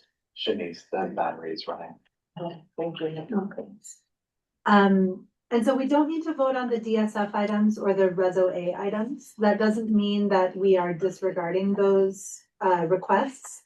It means there's a different process by which we will try to move those forward. DSF will be sharing again with Anthony to make sure that those requests are followed up on. For the Reso A items, I think the next step there is actually sharing these requests with legislators, with electeds, to ask where they might be able to offer funding. Right. So that will happen later, but the first step is to figure out these SCA priorities. How have we done this in the past? So usually we go around and each person talks about their own liaison schools and which specific asks they want to advocate for in terms of the top 5. Okay. And then after everybody has a chance to advocate, we then collectively will try to kind of soft vote of, you know, what's at top of mind for people. If there are certain things that are related to accessibility, what we've found is we should move that to the Office of Accessibility Requests tab. And that should be separate because that needs to happen. That should be expedited and not be a part of the SCA ask. And we've had more success with getting those actually into execution. Yes. So, okay, great. Do you want to start to sort of model? I can that for start. everybody? Yeah. And then we'll try to, maybe we can tag team on the folks who are. Yeah. So for me, you know, I thought it's hard, you know, you want to fight and advocate for every single project at every school. So for me, what I tried to do was one, during my visits, I tried to ask the principals to rank for me their what they felt was most important to them, and then trying to take a look geographically at different schools. So for instance, one of the schools, PS 130, was in our top 5 last year, and they have started that work, but it's slow. So while I would love to advocate for their other stuff right now, because they got one last year, I'm gonna now try to go for some of the other schools to get more reference. So that's sort of my approach to try to do this, so that, if every year we're able to advocate for different schools, so that over, a series of years, we're hopefully getting a project for most of the schools in the district covered. That's how I've tried to go about this. So for me, there are 2 projects that are kind of top of mind for me. So one is at the Harbor School, at 676 in Red Hook. So they have a couple bathroom projects. I'm sorry, there's so many things here. They have a couple bathroom projects that they want to get done, but they said the one that was most important to them was they have a first floor bathroom behind the gym that floods and has drainage problems, and they want to make it gender neutral. They need to fix plumbing, and they literally have a makeshift toilet in there right now. So bathrooms are important. I think that we should have at least one bathroom on our top 5 list at a school. I will advocate for 676 because I saw the need. There are lots of issues there. So I think if there's something that is both environmental and functional and impacts lots of students, that sort of bumps it on the list for me. The other one that I would advocate for is at BHS, and I raised it at the last meeting. This is where I'm not sure whether we include it or not, because they've already been in contact with SCA about this. It was the security cameras that are completely outdated and don't work. And they were told that they are, Sorry, say which one? So that was, 497. yeah, it's 490, 497. So building 15K 293. Okay. So they have been in contact with SCA, but they said they weren't going to get equipment until 27, 28, which is in 2 years. And they don't have functional cameras, which, the school house or the building houses 4 different schools. One is a charter school, but there are 3 public schools that are also in that building. So this is really a building-wide issue. And it's about safety. So that's, for me, those are my 2 projects. So what I'm gonna do as folks are talking about these needs, on the second tab, I've moved the tabs around a little. On the second tab of the spreadsheet for folks who have your laptop with you, I'm gonna document these on the vote tab so that we can go back to all of them when we're done. And don't worry if you don't have a screen with you. Kind of up there, but it's gonna be hard to see. Okay, great, thank you. Yeah, and I would say in the past, we actually talked through all of our schools, but I feel like it doesn't make sense. I think we can share this document again with all the people that need it. Yeah. And That sounds good to me. Nothing is gonna get dropped from this list, but that enables us to be strategic about how we're figuring out. Right. Okay. Should we just go around? Sure, yeah. Is that okay? Yeah, that's Kara? fine. So I guess I'm gonna look for maybe a little bit of guidance. I mean, I think that some of the biggest issues that I came across was actually at PS 107. They have a really pretty ridiculously bad architectural issue. They have water penetration that's coming in the building. It is a project though that has been underway for years, but it hasn't made any progress at all. My understanding is that they just don't know how to fix it. They got a grant in 2022 to resurface their playground, but can't do that. And one of their playgrounds always floods. There's no drainage there at all. These are like all big related issues. The reason why I'm asking the question is because there's also been a lot of discussion about building an annex for them to comply with the class size law. So none of this work would then get done. So as much as I feel like these are really big issues that are very important for them and just important in general, and there's like water seeping into the building and all of these things, I do feel like maybe the decision on the annex needs to be made before they're going to then do any other construction on the building, because one of the walls that has this issue then would like kind of abut the other work. So that's my. I mean, you know, I'm not an expert on this at all, but I think it still makes sense to elevate it. It sounds like a really big problem. And if SCA needs to figure out the decision making, then they need to, you know, we're not project managing these. So I'm just putting this out there to try to better understand. I wish honestly somebody else was here to help us navigate this. No. I mean, I don't know. It's tricky, but my understanding, and Shanice, maybe you can help with this, but if the project is already a part of the SCA's log of, you know, I think it is. So if it's already in the process, I don't think that's something that we rank, because they're already, because I think what we're advocating for is for them to start work, not for them to actually do their job, but for them to say like, this is a new project that you really should be doing.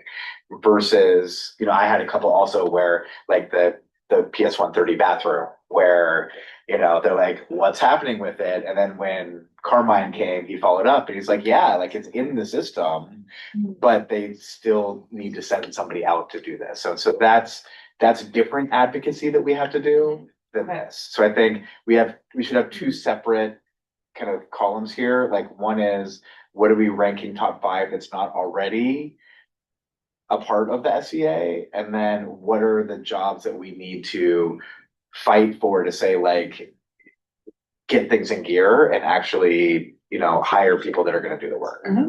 Okay, then, the two of my schools with the most, one of them has only DSF projects and one of them, oh, this one has 2. Okay, all right. Yeah. All right, then I have just one more to do because everything else got knocked down to DSF. Sorry, a little bit more.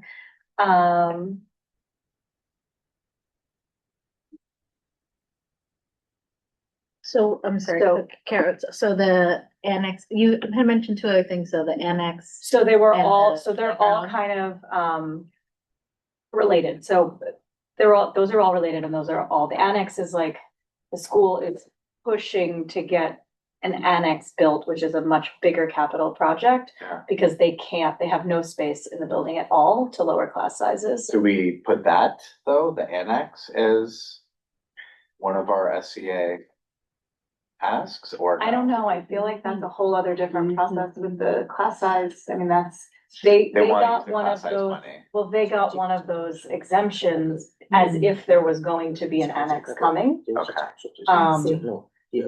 didn't know that, but that they were one of the schools that got that. If there's gonna be an annex, sorry to interrupt, but if there's gonna be an annex, that's something superintendent should know, definitely. So maybe first ask him or somebody in his office if they know if it's in the works. I can, Should we text him? let's not yet, because there may be other issues. Like, I'll jot it down here. So I guess I'll just say, PS 38 got all of their technology, they got their computers, but there is nowhere to put them. There's no storage or security. So they can't really use them. Which school was this? I'm sorry. 38. So they are looking for a charging station and retrofit. And on behalf of 107, I'm gonna put a different thing forward, that is that their HVAC on the third floor has been in place since the 90s. It no longer cools most of the areas. They do need window ACs on that floor. It gets to be like, over 90 degrees in the summer, and it's actually freezing in the winter. When I was there, everyone was wearing hats and gloves inside. They don't have an electrical system that will support window ACs, so they would need a full window, there would be an electrical upgrade on that floor in order to heat and cool. So those would be my two. Sorry for taking so long. No, you're good. It's complicated. Yeah. So, sorry, that's. So it's 107 number 3, The- HVAC. Yeah. This one. Got it. Angelica, have you heard any of this stuff from being a parent there? Yeah, they're all issues. Yeah. So, you know, the playground, like, that's what the younger kids use, because we, like, the big yard, we haven't been able to, like, get any playground equipment there because of the architectural issue, so the other playground, that's like what the pre-K, K1 uses, and so that's an issue. I don't know, there's just like it's a very old building, it's built like in the 1890s, so, yeah. And it all sounds like it is one big issue. It is water. Right. They need to figure out the water Right. situation. There's water and it's draining into the building versus draining somewhere outside of the building. Right, and the class size that's a very real issue, because there just is no extra space. Yeah. Okay, thank you. Jigsaw, do you need a little more time? Do you need a little more time? Yeah. Yeah, okay, all right. Thank you. Yeah, sure. Ken? Yes, okay. John, thanks for that distinction. I think that I did speak to school leadership about a number of issues that they said we're waiting for this to be closed out. Yeah. Air conditioning units and it's wired, but there's, a piece missing, and so they can't operate in 6 classrooms. So I have a few of those. I'm just gonna try to, they're in the document, but I wanna focus on some of the larger issues. So let's go down.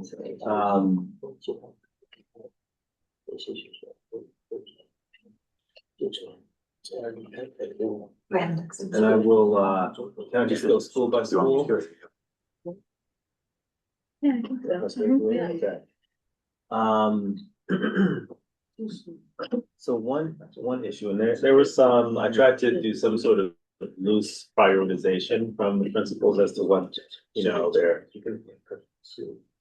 most significant needs were, and what were some nice to have or wish list items.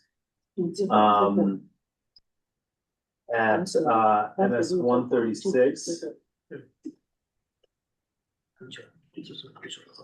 There's an issue which has not yet been resolved, which I think is on the radar of facilities, possibly SCA, so I'm not touch on that, but one wish list item was they were looking for auditorium chairs to be replaced, essentially. They've been in place for, I think, over 20 years, and I have an image which I was not able to upload. They look kind of banged up, so that's one item. I don't think it's top priority because the chairs are not literally breaking and exploding in the children's weight. So, but that was from MS 136. I wonder if that, so MS 51 has a similar issue with their auditorium chairs, and Anthony labeled that as DS. It's DSF. So I'm wondering if that, I'm not sure if that's for SEA. Okay. I just don't know. No, it's a very, I could use your guidance on that. I have no idea what bucket that would go into. And I do know there was auditorium upgrade. So I had one that was listed as Res OA, and I know PS 230, where my kids are, they had to use Res OA for auditorium upgrade too. Oh, they did? but that's probably not an SEA. Okay.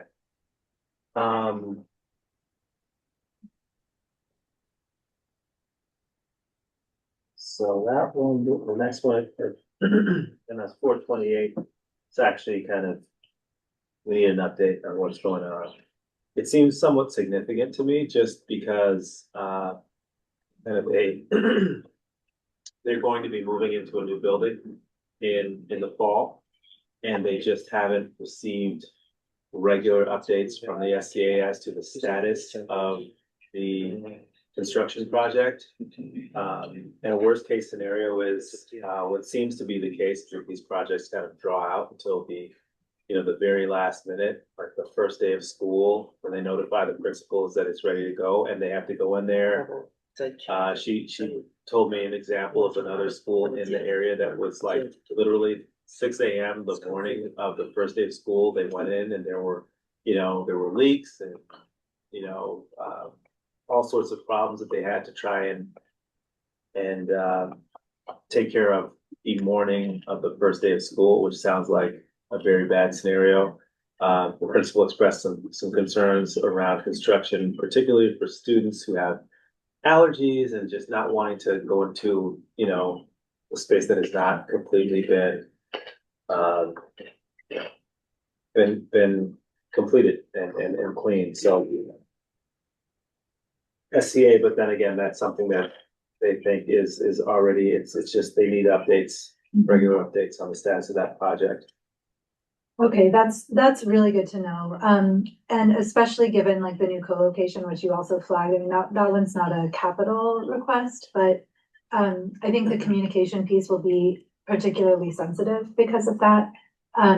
I think there are a few projects on here that are underway, but where the principals are like, I don't know what's happening, nobody ever tells me. And so maybe we can document those, not so much as requests for the SCA to complete, as Jonathan was saying, but that we know that these are happening and we're watching and we need to make sure that the principals know what's going on. Right. Okay. When you say document, what do you mean? Do we Right reach now, out? Right now, I'm just writing it down on the vote spreadsheet so that what happens next is that Shanice has to submit our top 5 in a very particular format, but I can be in communication with SCA officials separately. And so I think it seems to me that a next step would be to email them and say, in addition to the needs that we expressed through the prioritization spreadsheet, we also are, aware of projects at X, Y, and Z schools and want to make sure that communication happens in a consistent and reliable manner. You know what I mean? And then for each liaison, just to stay in touch with your principals and see how things are going,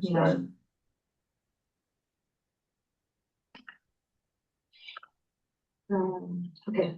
Thanks. Let's see here.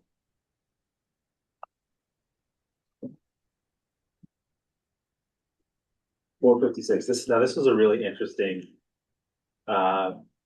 visit because this is a school which I understand was built in partnership with a private construction company, Alloy. So it was not an SCA project. However, they have a couple of concerns with that, and some of them seem to be kind of design flaws. I'm not sure how they would be remediated. I don't know to what extent the SCA is actually engaged, since it's a private developer. So, let me know if we should cover that here, or if we should put that kind of on a separate track. I mean, I think so I can see some stuff that's not construction related, that will bracket off separately, but unless it's this other firm that is still doing ongoing repairs, I assume that SCA would be the one to handle any large projects going forward, unless there's some continued contract with the other company, you know what I mean? So I think we should still talk about that. Okay. So, their central lobby does not have an AC or a heat source. which is a bit of an issue. The parent coordinator and the principal kind of cited that as a design flaw. And there were a couple of other really interesting items they pointed out that seemed to indicate that maybe the SCA should be more hands-on with some of these projects than private developers. But that's the one that stands out. Okay. For others who had AC and heat related stuff in your schools, do you know offhand if that was SCA or DSF? I think it's both. Both. It depends on the electrical, like the one was SEA because it was a whole electrical redo. But if it's just window units, then it's actually on the principal. It's not in any of these things. The school has to raise those funds themselves. Okay. But they would act for the actual equipment could come from Reso A. Okay. Yeah, that But- says it. 51, they had an AC issue that's labeled Reso A. Got it. Yeah. So it may depend on the scope of the project once they're in there. Yeah. Okay. All right. I said one more school. Mhm. MSA 21. And this was, I believe, an SCA issue, but this is again, kind of put our finger on the scale. It should be on the radar, but they want, essentially it's an AC issue. They have AC units that have been installed. There's some pieces that are missing. They are concerned about having those pieces delivered and the units functional before the summer. So there's a bit of time sensitivity there. Got it. So already in the pipeline, but they're asking for it to be prioritized. That's right.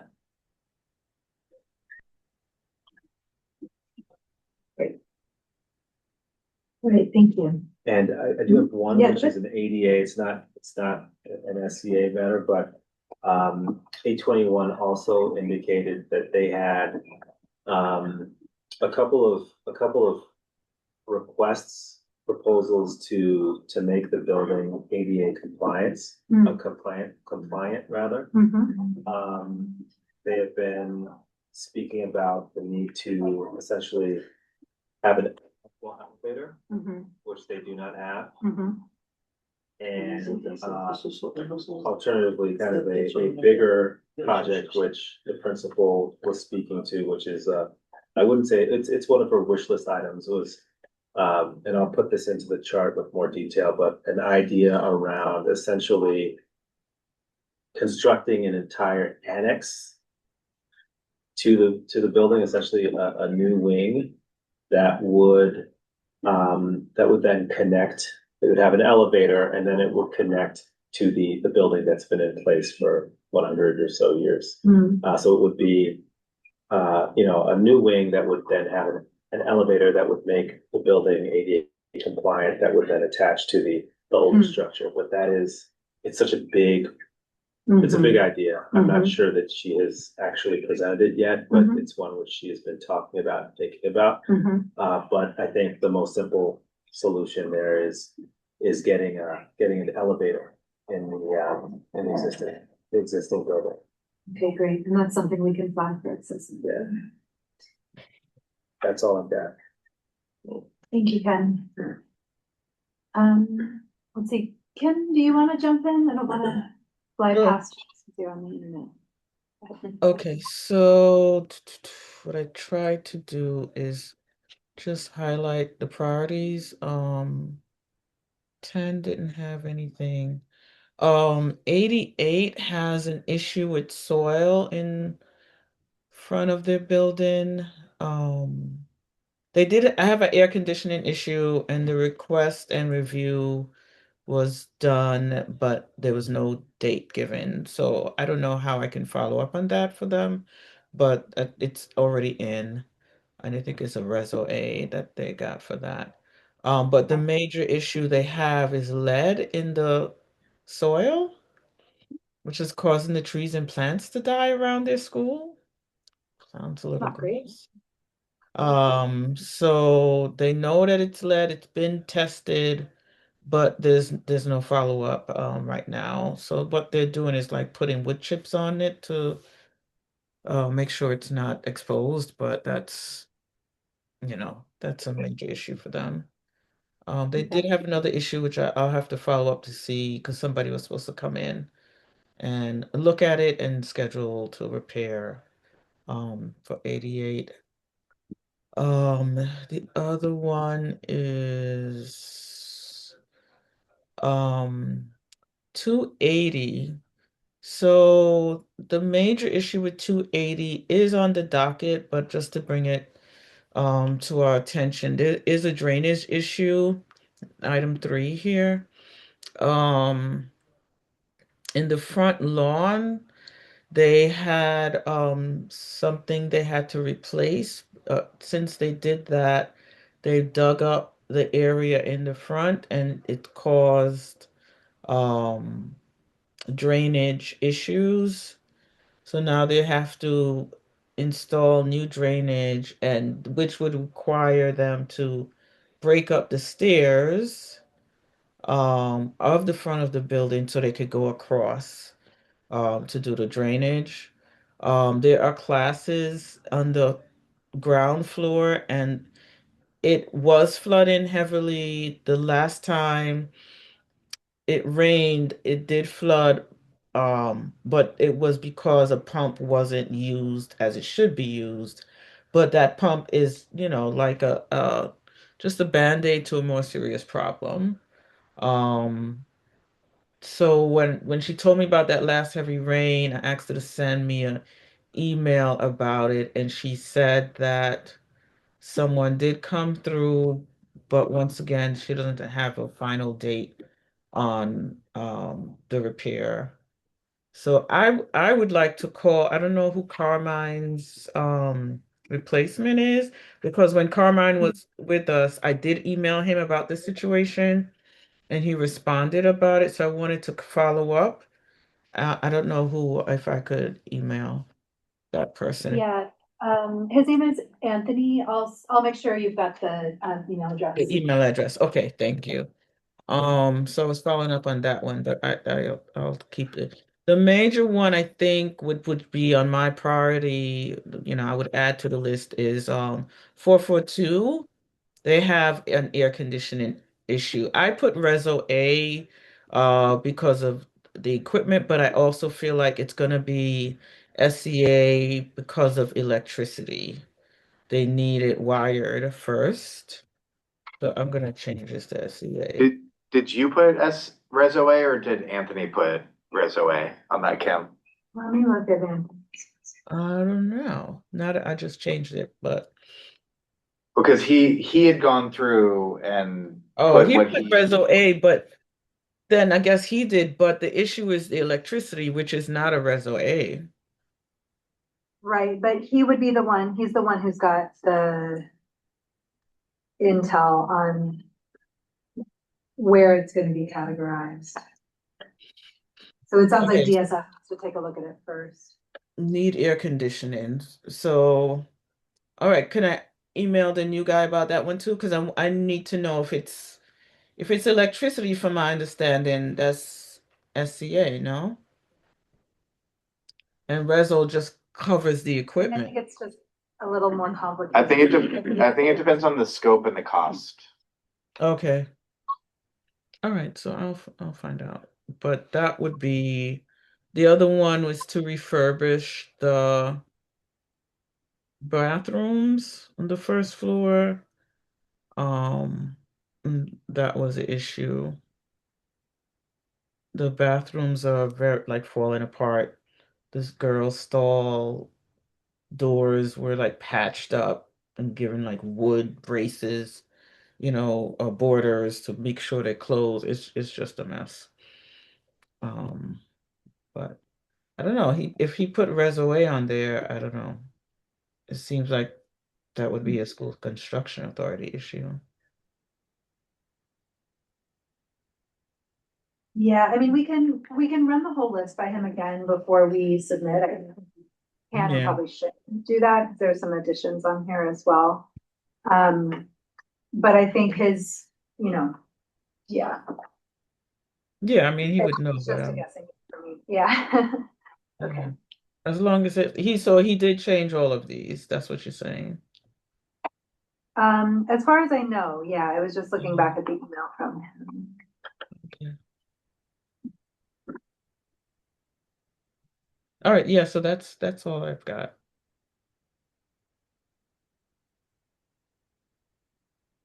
King Shah, Yes. do you want to go? Yeah. He can translate it for me. Okay. Thank you. Yeah. So basically we have 4 schools we need to ask. The first one will be PS 516. We have 2 questions for raised from this school. So at PS 516, the playground facilities are also very basic, with almost no permanent play equipment such as the slides or climbing structures. We hope the funding can be secured in the future to improve the playground conditions and create a safer and more enriching activities space for the children. And the second issue is that the new school building is still under SCA construction management. In some areas are not yet available for use, which has been affected the school's plans to expand instructional space. So overall, the school is most in need of support in three key areas: funding, staffing, and improvement to safety and facilities.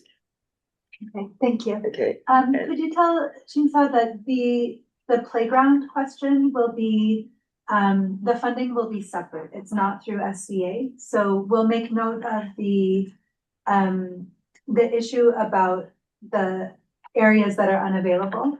And for the other, we'll raise it to the elected officials for funding. So can I go to the next school? Yeah. Okay. So the next school will be PS 131. First, the auditorium equipment is extremely outdated. There is no sound system and the stage curtain is not functioning.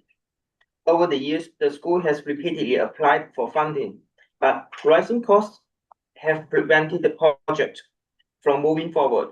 The school is still in urgent need of support and to address these issues. Second, the school garden has been damaged by long-term scaffolding and requires professional restoration. The school garden has been damaged by prolonged scaffolding and the school lacks the resources to restore it. This has negatively impacted the students' opportunities to learn science and through hands-on outdoor education. Okay. So the next school we want to address will be PS 94. So first, the music classroom construction project has been significantly delayed. Council member Alexei Avels allocated funding for the construction of the music classroom for the school as early as 2 years ago. The school has already completed the design, planning, and equipment selection. However, the construction has been not begun yet. It is currently unclear whether the delay is due to the SCA or any other issues. The school is urgently requesting district support to follow up on the project, clarify which agency is responsible, and help to move the project forward as soon as possible. Music education is essential to the academic and cultural development for the students in PS 94, and this prolonged delay has been a substantial negative impact for the school community. Second, the auditorium facility are severely outdated. The stage curtain is damaged and must be manually pulled for every performance. The sound system is in very poor condition and no longer meet the basic needs for the students' performance, assemblies, and large-scale events. PS 94 is a school with a strong focus on performing arts, bilingual education, and community cultural activities. The current condition of the auditorium has been directly affected the instruction and limited students' opportunities to showcase of their work. immediate repairs or upgrades are urgently needed. Okay, so we are going to I would say, so just looking at, so those two would both be under DSF and not SCA, but the ones below it on the list, like the outdated wiring and infrastructure for safety and functionality, like that seems very important too, and that would be SCA at PS 94. So renovating the auditorium. It just wouldn't, so It we're would be only able, it would be for school facilities. And so we're only able to rank the school construction authority ones. We can advocate for but It's so confusing. it's very confusing. I don't know why a new auditorium wouldn't be a school $50,000, Right, and it's never gonna get done by. what I've found is that it's often the res OA, it's the council members who fund those projects. SCA seems to never fund those. That it's either coming from DSF or mostly the res OA, the elected officials. But the auditorium sound system is Yeah. labeled as SCA. It is, So- yeah, which is very I guess confusing. they compartmentalized. Yeah. Like they just do that one thing. Yeah. I also saw that he put SCA for 2 rows of chairs at one school, but then Yeah. replacing all the chairs was school facilities. Yeah. So I don't know if that was just a mistake. Yeah. and can we go one more school? Yeah. Okay. Sorry for interrupting. I just wanted to clarify. So the next school will be PS 896. We also have about 2 issues. The first one will be the safety and infrastructure needed. At PS 896, 4513 8th Avenue, access alarms and electronic doors locks have been installed in the high school division or the new campus. However, the school still lacks the comprehensive safer access entry system. With a safer access system in place, school doors could be remain locked throughout the day, and visitors would only be granted entry after verification by school safety staff via video intercom. This would significantly enhance the overall school security. There has been an ongoing presence of unhoused individuals gathering outside the school entrance. Teachers and parents have repeatedly expressed their concerns as this institution affects the student safety. The school is requesting an upgrade to a more secure, stable, and reliable doorbell and access control system to improve overall campus safety.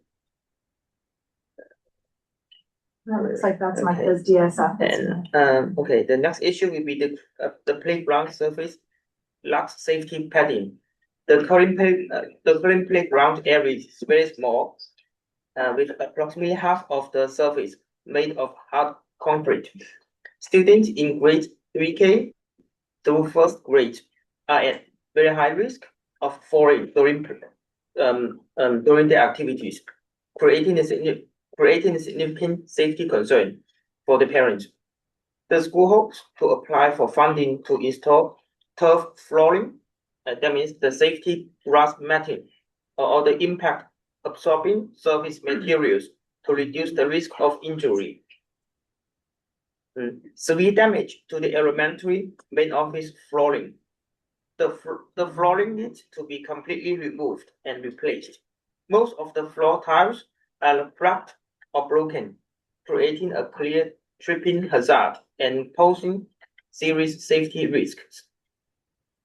And also the lack of movie projector and projection screen. The auditorium and the cafeteria are separate spaces, and neither is equipped with projection equipment. Thank you. Thanks, Tim. You worked really hard with those schools and I really appreciate it. It's a lot. Thank you. Okay, we are getting there. Angelica? Oh, you went already.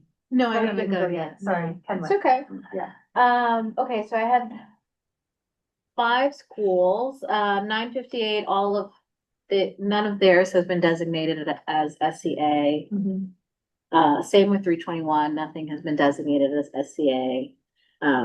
Though they do have like one thing I think is priority that I want to advocate with Anthony from DSF. But I don't need to go into that right now. Okay.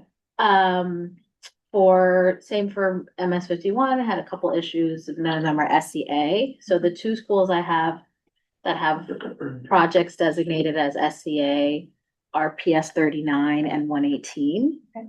For PS 39, they have an issue that I think is pretty high priority that I'd like to advocate for, which is essentially the school doesn't have enough bathrooms. They only have, the third floor has no bathrooms at all, and the second floor only has one toilet, which is just a major issue.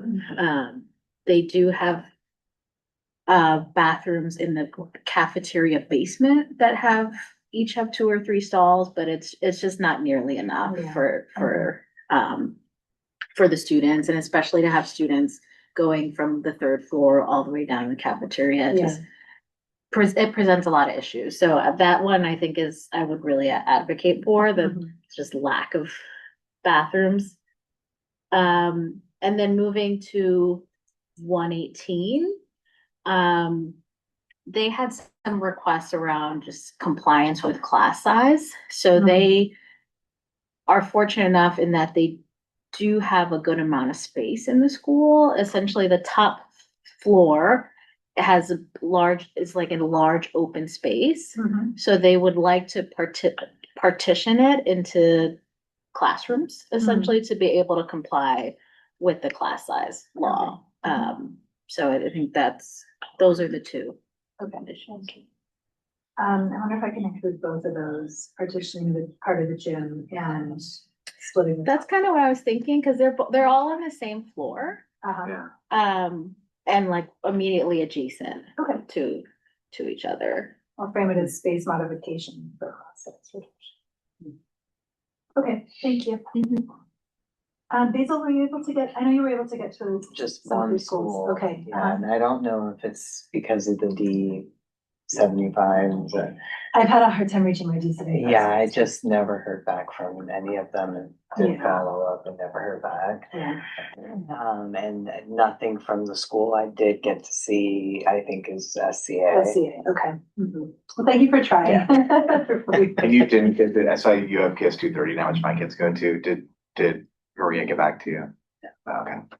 I can follow up with her. Okay. Great. Okay, so now looking at the folks who are not here. Did you go? No, I didn't go. You should go.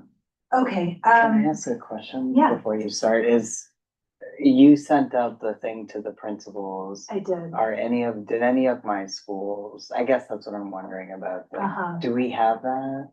I received it. Let me, I don't think any of your schools responded. I noticed the one school that never responded to me. I think there's no. They did. Oh, good. So I think they just put stuff directly in. They audited it. Document. Yeah, they didn't put stuff directly in, but I asked They it. did? Yeah, the schools that responded to the form were 896, PS1, 94 added a couple, 172, 863, 418, 656, and 24. So, those are yours. I actually don't know that mine are, well, okay, so maybe 443. I don't think this is gonna rise to the level of a top priority, but they need AC in their lunchroom and kitchen. I flagged this last year. They share space with 295, and there's no AC in those spaces, and they get really hot. So again, I don't know if that's gonna be top priority, but I'll mark it.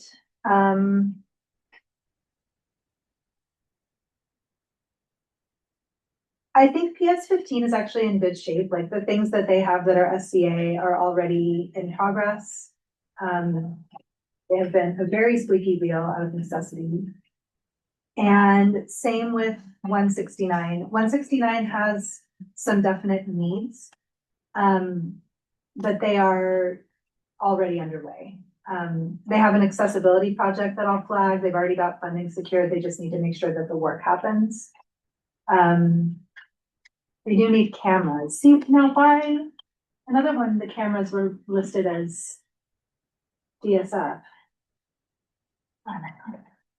So I don't know that I'm gonna flag any of my schools. Not that I don't want to advocate for them, but I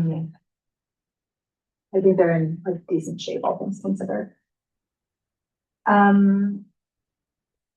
So let's see. Angelica Jadunandan. Yeah.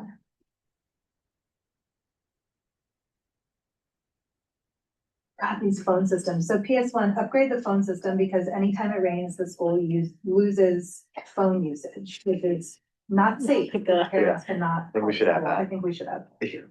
That's ridiculous. Do you want to look ahead on the list and? Yeah, I think we skipped the gym floor. I mean, gym floor and that one camera, like they're important, but I don't think that.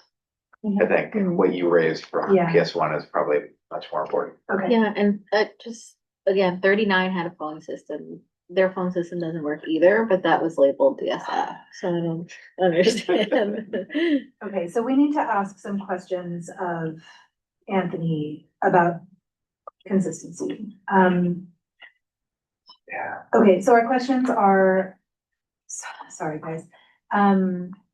We need to ask about like phone systems, and I'll flag which schools those are listed for and whether it's DSF or SCA. Security cameras, auditorium seating. auditorium.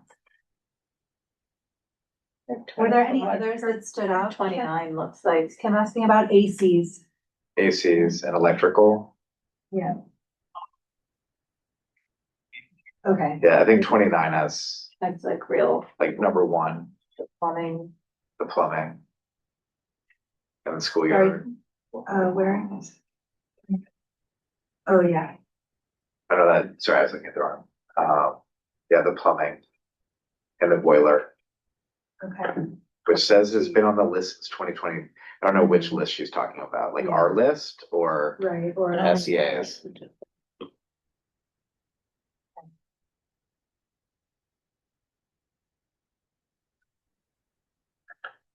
I wonder if, well, maybe not. I see the plumbing one has an ADA accessibility, if that's, maybe that can be moved along. Right, Maybe. along with the bathroom upgrade for 24, she had under accessibility too. Mm-hmm.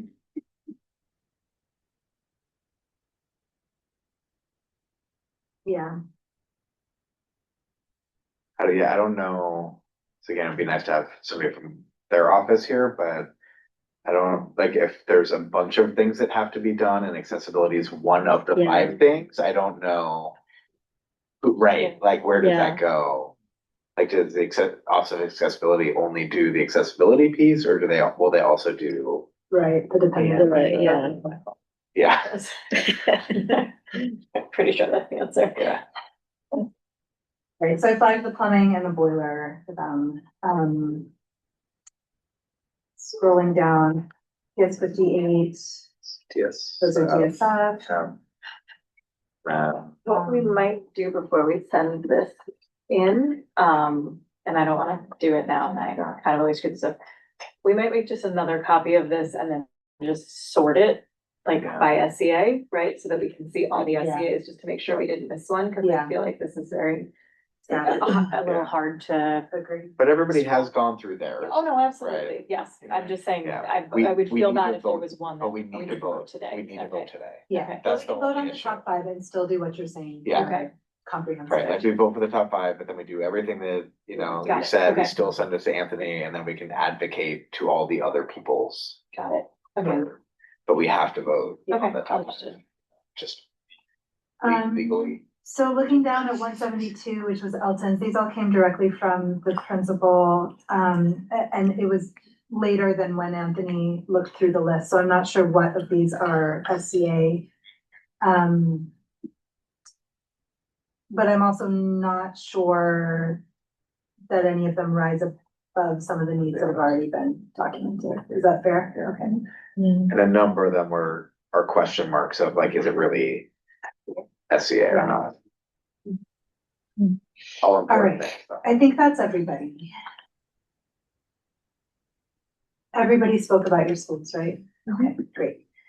Okay, so we have like 20 things on the list. I texted with Raphael Kara about 107's annex, and he said this would actually be a good thing to prioritize, that they've been pushing for it and the SCA hasn't made any commitments. Got it, okay. So That's one of the 5. so that might be a better, I mean, that might be a better one, and maybe we take out. The air conditioning. Yeah. Yeah, no, absolutely. I think that's 100%, that's a higher priority for them. Okay. Yeah. You're okay with that? Mm-hmm. I have a little bit of an issue with air conditioning not being a priority. I'm not saying it's not a priority. I think their priority is that if they have very large class sizes, kids were in the hallways, they really need more space. I don't think they have a single classroom that complies with the class size law. And we'll still share this request with SCA. We just can't do more than one for a given school. I don't think. Oh, okay, I see what you're saying. Yeah, Okay, it's for that particular school. Yeah, it's for the Correct, same yeah. school, and I think if they Okay. had an annex, they could maybe move some of the classes that are now in that upstairs space somewhere else also potentially. Okay, I get it. Yeah, so, and then because is this an okay way to proceed, that we can maybe look through this list and see if there are some that we can take off or, okay, and then we can vote. So maybe the other one at 107, the water penetration. Well, that's we'll already also in the take out 'cause it's already pipeline. in the Yeah. pipeline. Okay, Yeah, I'm just gonna put all the ones in the pipeline in red. when we're just not gonna do those. And we just, Yep. oh, sorry, Perfect, thank you. thanks. So I Um, thought we all put our number 1 for each of our schools, and then we would pick up our number 1 and decide for each of our schools out of the number 1s, which would be the top 5, no? Well, now we're voting on, out of the things that everybody elevated from your schools, we have to decide on 5 as a whole council. So it's not, Okay. it's not per liaison, it's collective at this point. Okay. So not every school is gonna have something, not even close really. We're down to 15. Okay, that's not bad. And just to be completely candid about this, the things that get listed on the top 5 priorities, it does not mean that the SCA is gonna do anything about them. I have not seen the SCA actually do anything with this list that makes me feel confident in the process. So, anyway, it's a mandated responsibility. It's important that we do it. But I would say out of the ways that we advocate for our schools, the top 5 list is like not actually the most significant. So don't worry if some things are not elevated in this particular way, because we will still fight for them, if that is any reassurance. How far we'll get with the SCA, I don't know, but, And sometimes it just takes putting it on the list a few years in a row. yeah. Mhm. Do you have ideas for how to like move this part forward more smoothly? I mean, I think maybe I can read through them 15 remaining, and people can start to flag the ones that they think are most important, which they're all important, but They're all the important. ones that, I mean, I think safety and I mean, safety and like functionality, like, I'm thinking about like we had multiple bathroom ones, and I would love to fight for like the bathroom that I said, but then hearing that there are literally no bathrooms at, which school was it that had no bathrooms? 39. 39. Like that for me elevates it over the other bathroom ones, because there's literally no bathroom. So I would advocate to eliminate all the other bathroom asks and put 39 at the top, because they don't even have one. And they shouldn't get one. Right. And kind of hearing some of these, like the lead issue, the bathroom Right. issues, that outweighs like a sound. The sound system. issue, Yeah. like, Yeah. It's like health and or even like a garden. needs. Yeah. You know. I mean, those are important, but differently important. Yeah. Okay, so They're on close, right? Okay. The yellow, what is the yellow signifying here? Those are things that I'm hearing from people as potential Got it. priorities. Okay, so you move that up. Yeah. Perfect. Okay. So, and I would even say, let's get rid of this bathroom because I feel like we should maybe just move it down. But do we have to only do one bathroom? We could do more than one bathroom. I mean, I think bathrooms are kind of important. Bathrooms are important. So I don't Yeah. feel like there's only one bathroom. We could do more than one bathroom. Yes. No, I agree with that. I agree with that. It's kind of, No, I equal know what you opportunity. mean. But I still I think. do wanna also be a little mindful about geography, because Yeah. 88, 107, and 39 are all pretty squarely Park Slope schools, and. They are. That's. Yep, so we should definitely, yeah, so 676 is Red Hook. Okay. You know, again, the video surveillance system, we're still kind of unsure what that, but it seems like it's SCA because that's what they've been emailing with. Mhm. That's in Borum Hill, Cobble Hill. Charging stations for 38, which is Sunset Park, right? 38 is Borum. No, 38 is Borum Hill. Sorry, I'm mixing up. 24 is Sunset Park. I don't know. I can look that up. Yeah, I'm mixing up those. Okay, so 38 is where? Which number? Yeah. 38? Yeah, Borum Borum Hill. Okay, it's Borum Hill. Okay. I wonder Yeah. about the wiring infrastructure for 94. Yeah. Because there's like, I don't know. There's probably a lot that agree. they can't do unless that gets fixed. I agree. And we don't have Sunset Park School yet. Yeah. I should just to elevate Katina's point, that's a piece of feedback I heard out of a number of schools in Sunset Park, and just kind of a desire to make sure that our CEC is tuned in to what their issues are. 100%. Mhm. Yep.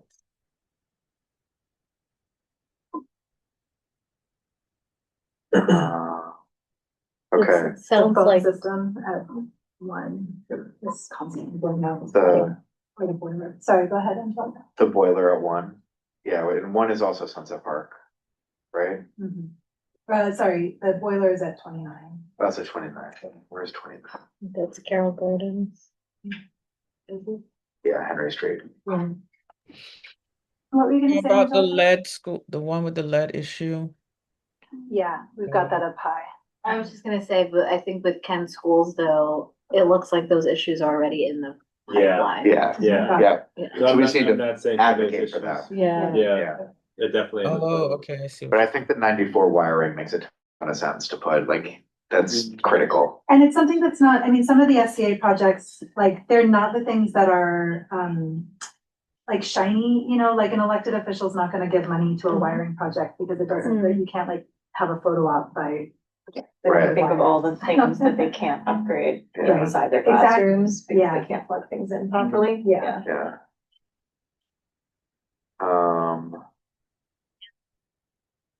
The issues at 29. The 29, Yeah. yeah. So the plumbing or the boiler? I wonder if for plumbing, if we can put that under accessibility, because if they need Yeah. to redo the bathroom for ADA compliance, then. They're gonna have to They're gonna fix have to tiles that are fix missing, all and they're that gonna have to. Yeah. I don't know what kind of boiler it is, but is it all connected with the plumbing? That's a good question. Because usually they are, but. Yeah. That's true. And the other question is just, it says on the list since. Right. So we don't know what What list. list? Right. Let me, Are we able while to- we're Well, we talking, can let look me at look last year's, yeah. I'll look at the Maybe they response can from fit both. SCA. Yeah, that's a good, So I think that's a good point Basil made though, if those two They could be one. They could could be be combined connected. to one, cause the plumbing, the boiler is a plumbing issue. Right. There's nothing less to it. Yeah, it just seemed like it was like lots of different plumbing things. Like just here, 10 different plumbing, like bring a plumber in and fix all these things. 29 didn't. I don't think anybody did a visit last year. Got it. So does that mean that SCA already has this in their pipeline? I guess, do we know, might she respond to a text on that? Yeah, Oh, that's a good idea. yeah. Okay. Should we just text her? You know, Angelica? Oh, sure, yeah. Or you want to? You want to? Thank you. So we said auditorium stuff we won't put because we're still unclear on what auditorium stuff is going to be covered. And I think it was more that it just was not necessarily as high a priority as things that are other- safety right. and kind of basic functionality. I It's don't, like garden as well. Well, yeah, I mean, it's not to say that we can't, yeah. and what about where's 118, Angelica? I guess it's Park Slope too. It's like Fourth Avenue. Oh, that's okay. And It's like we have lots of parks though. Yeah. yeah, I want to say like Fourth Avenue and 8th Street or some Yeah, around I there. used to live there. Yeah. It's the Maurice Sunda. Okay. I don't, this is really hard. I It's mean, like really the hard. class size compliance is really important, Yeah. but when we're talking about like bathroom issues, Yeah. that seems work. I don't know.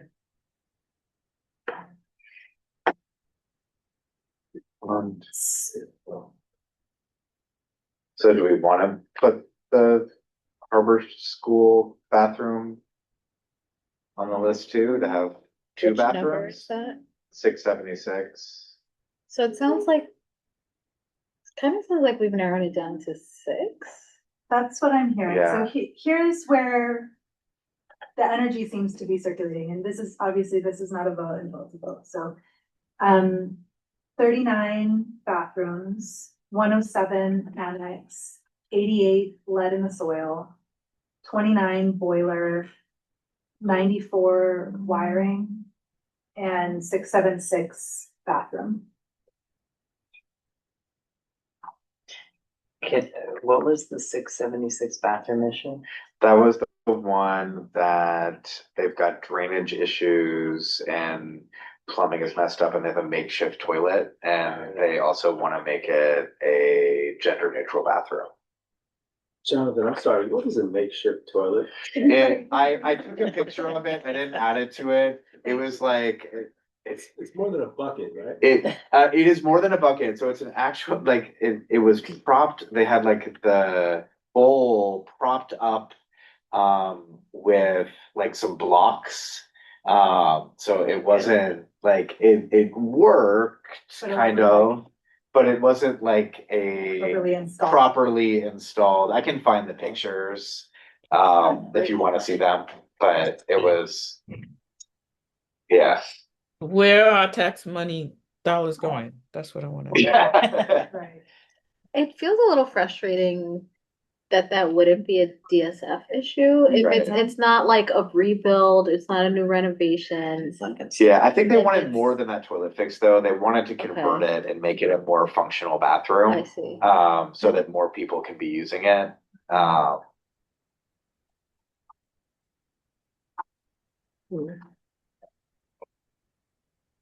Angelica says she thinks it was brought up before, but never addressed. Okay, so not on the SCA. Yeah. Okay. All right.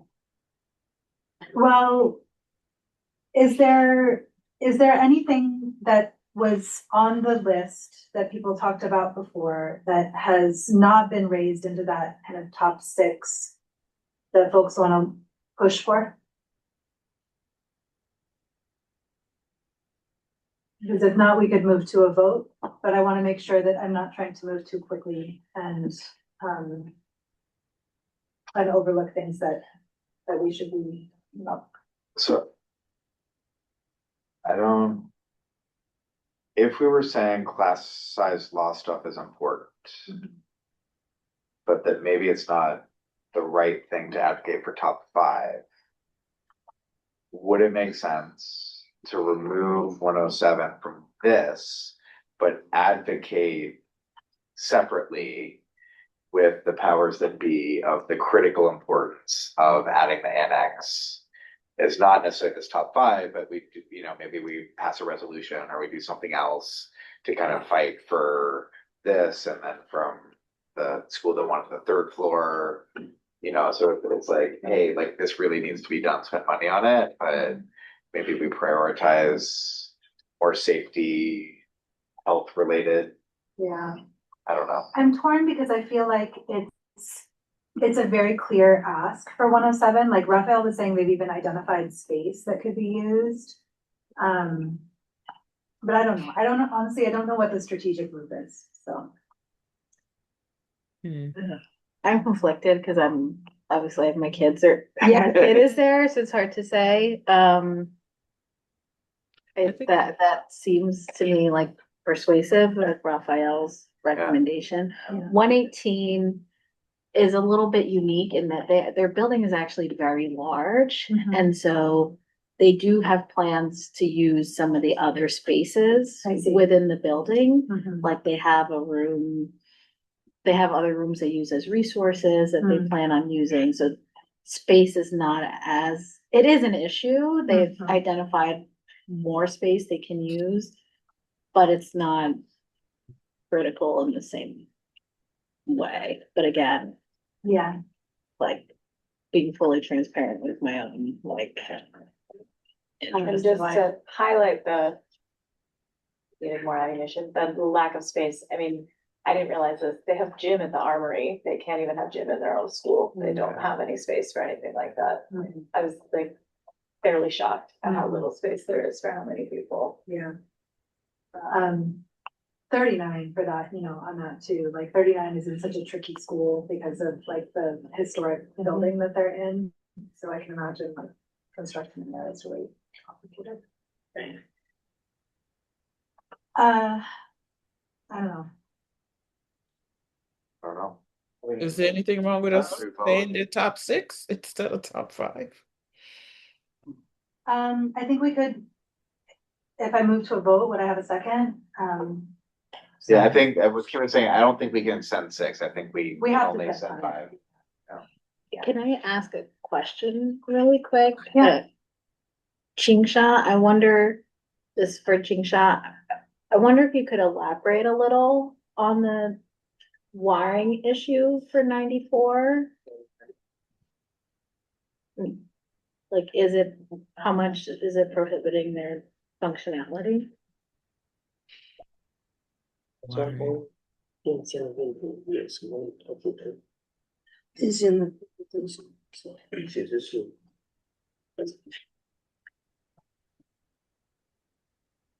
then Jonathan, I wonder, are there other bathrooms on the first floor that are in use, or is it like there are that being some broken into piecemeal where they maybe they don't do a whole upgrade, but they fix the toilet?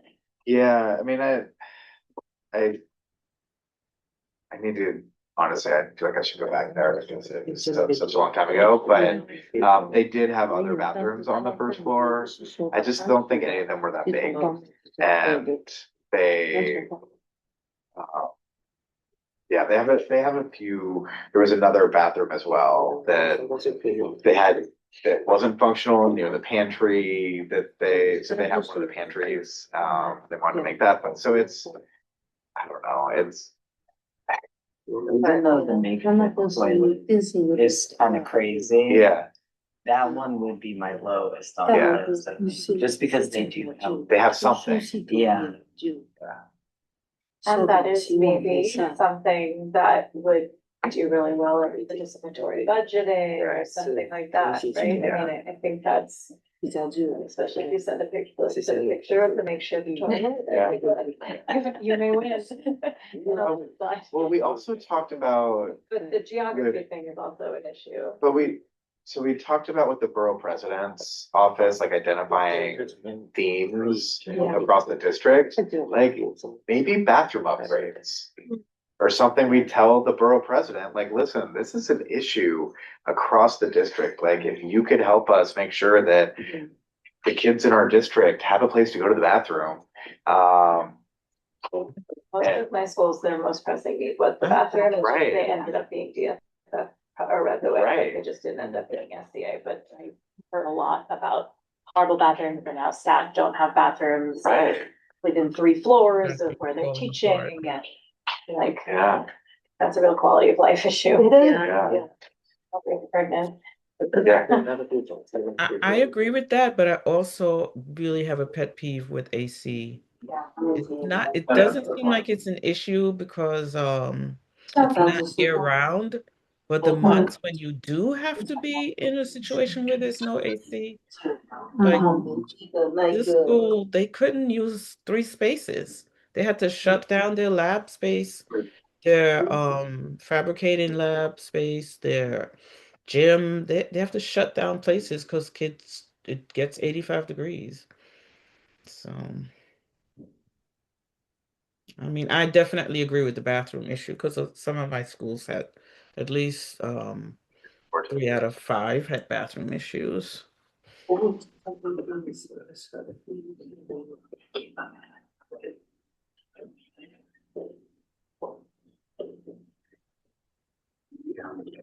Again, maybe that's another borough president ask of ACs and bathrooms. Like these are Yeah. issues across the district in almost every school. Yeah, And do but we're we, gonna be talking about hydroponic. I know. I mean, that's what they would like to do, but it's not as practical. Yeah. I think Jingshan has a response. Okay.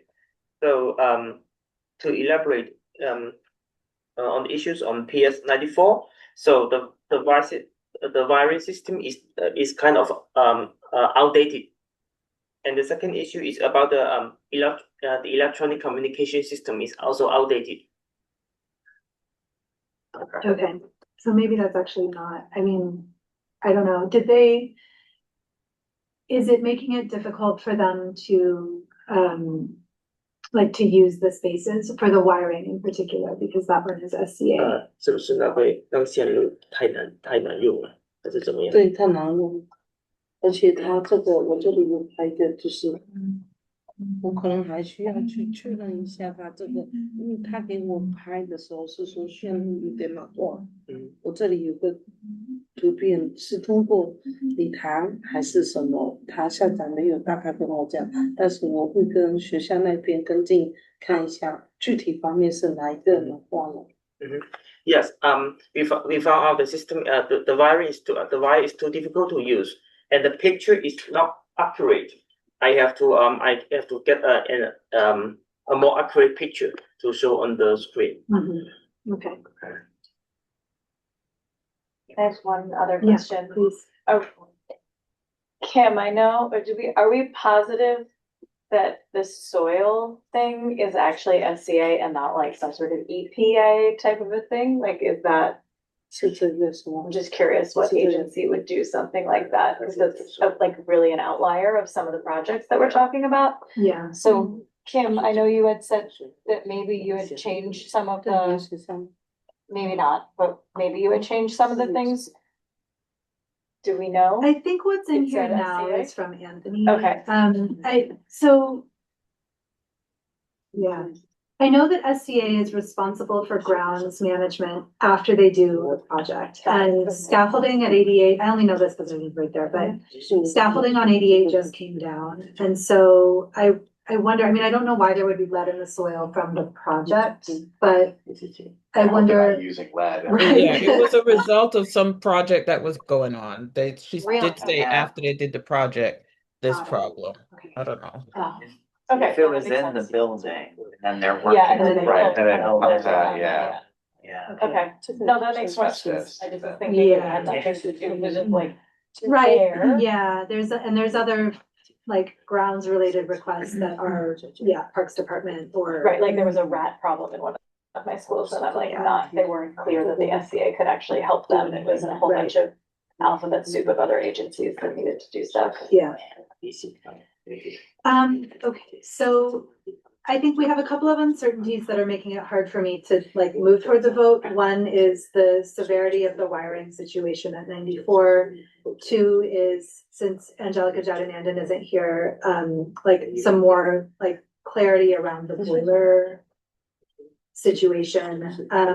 But yeah, I don't know, like I think for me, the two that are kind of lower on the list for me are either the 676 bathroom or the 94 wiring, depending on the details.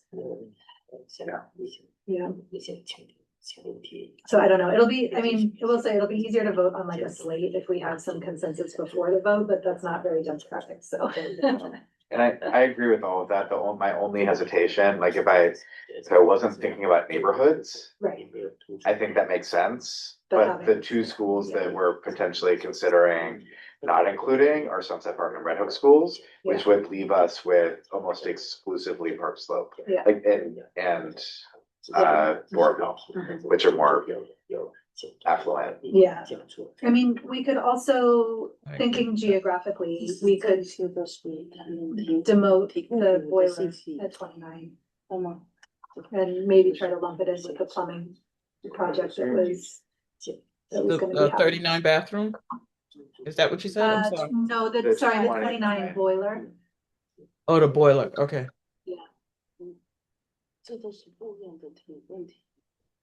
These are all. If we could lump that into the, I mean, because that other bathroom is accessibility, if we put that all, I like that idea. I don't know how feasible that is, but theoretically, I like lumping those all into one plumbing project. Maybe that's because I do agree that, given that we don't actually, given that I don't think that this is gonna sway the SEA to actually do anything, that geographic optics do matter. I mean, this isn't like a public list, but this is our values as, I think, as council, to make sure that all of our. But it's not even optics, it's just. It's just fairness. It's just fairness. Like, we No, need to- it's about equity, yeah. Yeah. Like we should be I mean, I think that's been the problem with this district for so long, Optics are probably- is that, no, totally, but I feel like this district has really, the voices have been very much Park Slope for a very long time. And so I think we need to be elevating as much. Oh, you guys froze. Why did you freeze? The 5 that we have on the list now, which is 39 bathrooms, 107 annex, 88 lead in the soil, 94 wiring, and 676 bathrooms. Second. So I think we'll just do a roll call yes, no vote on this slate, and if we don't have quorum to pass the whole slate, then we'll talk about individual projects again. Does that work? Can I ask? Yeah. About PS 29, the plumbing boiler, is the plumbing not CSA? Is that what? Yeah, the plumbing. The plumbing. Or no, it's not that it wasn't SCA, it's that because they're asking for a remodel in part for ADA compliance, we think that we can group that. There's a separate list for accessibility requests that tend to get prioritized more quickly. So if we can make the case for the plumbing project and the boiler to be joined under accessibility, then it might be more likely to move forward. Yeah, so I think it is SCA, but Or maybe we can put pressure on SEA to do that piece. Or SCA does the work, but accessibility pushes for the action. All right, okay. Call roll? Yep. Councilmember Angelica Cesario. I vote yes. Councilmember Jonathan Davis. I vote yes. Councilmember Elton Dodson. Not here. Councilmember Ken Eby. Yes. Councilmember Angelica Jadanandan. Here. Councilmember Basil Krymendall. Yes. Councilmember Katina Rogers. Yes. Councilmember Kim Wanless. Yes. Councilmember Shing Sashu. Yes. Councilmember Kara Swirling, yes. We did it. Ooh, that's a huge relief. This is like one of the things I drove them. Yeah, like this is the kind of thing that like does not feel like maybe why you signed up to be on a CEC. But it feels a little like icky because like, how do you prioritize, like all of these are different levels of importance. And it feels like also not our job, you Right. know, like we don't, anyway, I have so many issues with the whole process, but Yes. it's really important that we do it. So On that, so It's advocacy. That's what, Yeah. to me, it's just advocating, having a different voice. Yeah. Say what maybe a principal or PTA have been saying, so Yeah. they gotta do it. Yeah, I agree with Kim. On that note, I was gonna say, like, I mean, there are so many we didn't talk about because they were labeled like DSF, like, so not necessarily today, but I'd love to talk about how we can advocate Yeah. for those, because I think there are Yeah. still some really So- important issues. So what we did in the past, and this is where I think we had more success, was after we did the vote, we then, can now organize it a bit more. We'll get some of those questions answered in terms of what goes where. We send this back to Anthony. But then at that point, we share this list with all the principals again, with the label saying, this is where you need to ask for money from. And so make sure that you put in your Reso A requests before the deadline, because those deadlines are coming up. It's, I think, usually end of January, beginning of February. So it's just a reminder to principals like, hey, you've got to do this now, but we've kind of laid it out for you. So just try to do this. And then we'll send this to all the electeds too, to be like, hey, this is, these are things that we would love for you to try to fund. We'll send this to Anthony, who now has a list of all the DSF jobs that now should be on his list as well. And so that's where I feel like we had a bit more success in the past versus this random ranking of 5. Additionally, the timing of when we were able to pass this is useful because it's not actually due to the SCA until just before our next meeting. And there's an SCA representative who's coming to our next meeting. And so these questions of advocacy, we can bring up with, a targeted focus there because we've already had this conversation and like solidified this stuff. So. And they're some coming of to this the is January for work. 13th meeting, Sorry. right? No, go ahead, Kim. Oh, isn't some of this for working group? Because we have a working group on facilities, right? We do. That working group, maybe me and you. Yeah. So we'll see. Yeah. I will say, I can't remember if I mentioned it on the chat, but the SCA is being audited by the comptroller's office citywide. So there's like some pressure that they're under right now, which is good. It's needed. So yeah, advocacy will continue. All right, so what I'll do after this, now that this has passed, is I'll work with Shanice to get the list in the state that it needs to be in. And then separately, I'll try to pull together kind of the questions that we have, the non-construction requests that we want to advocate for, in many cases through the working groups. I think a lot of these are, equity issues and staffing and programming issues. And then we can use this to determine some of our conversations in the months ahead. So, does that all sound okay to everybody? Okay. That's great. We have just a couple more agenda items, which I think we don't have to belabor them. I think that was like very tiring to get through. The first one is the legislative breakfast. Let me just bracket that because I'll message Angelica on the side of see if she wants to join. Bless you. Bless you. Very quickly, we have a few pending resolutions that I had shared over email that I would just love to see if at this meeting, if anybody feels interested in taking them on, if we could get volunteers for that. I know that Kara, you said you would take on the PTA revenue sharing, which if we could pass that would be great. I love that. I would love to work on that. I was very excited to go to the CEC resolution writing workshop, and that's why I didn't reach out, but then that got canceled. Yeah. Shoot. But that's one I've been wanting to work on. Yeah, So I'm and not- having the draft Ken, makes you it wanna- way Love easier. to join you. Yeah. Okay. I'm sorry, which one was Kara gonna work on?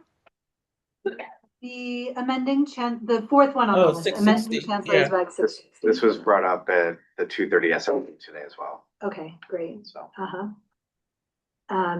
Okay. The resolution in support of restorative justice, Kim has a bunch of resources already for the data for the district ready to go on that.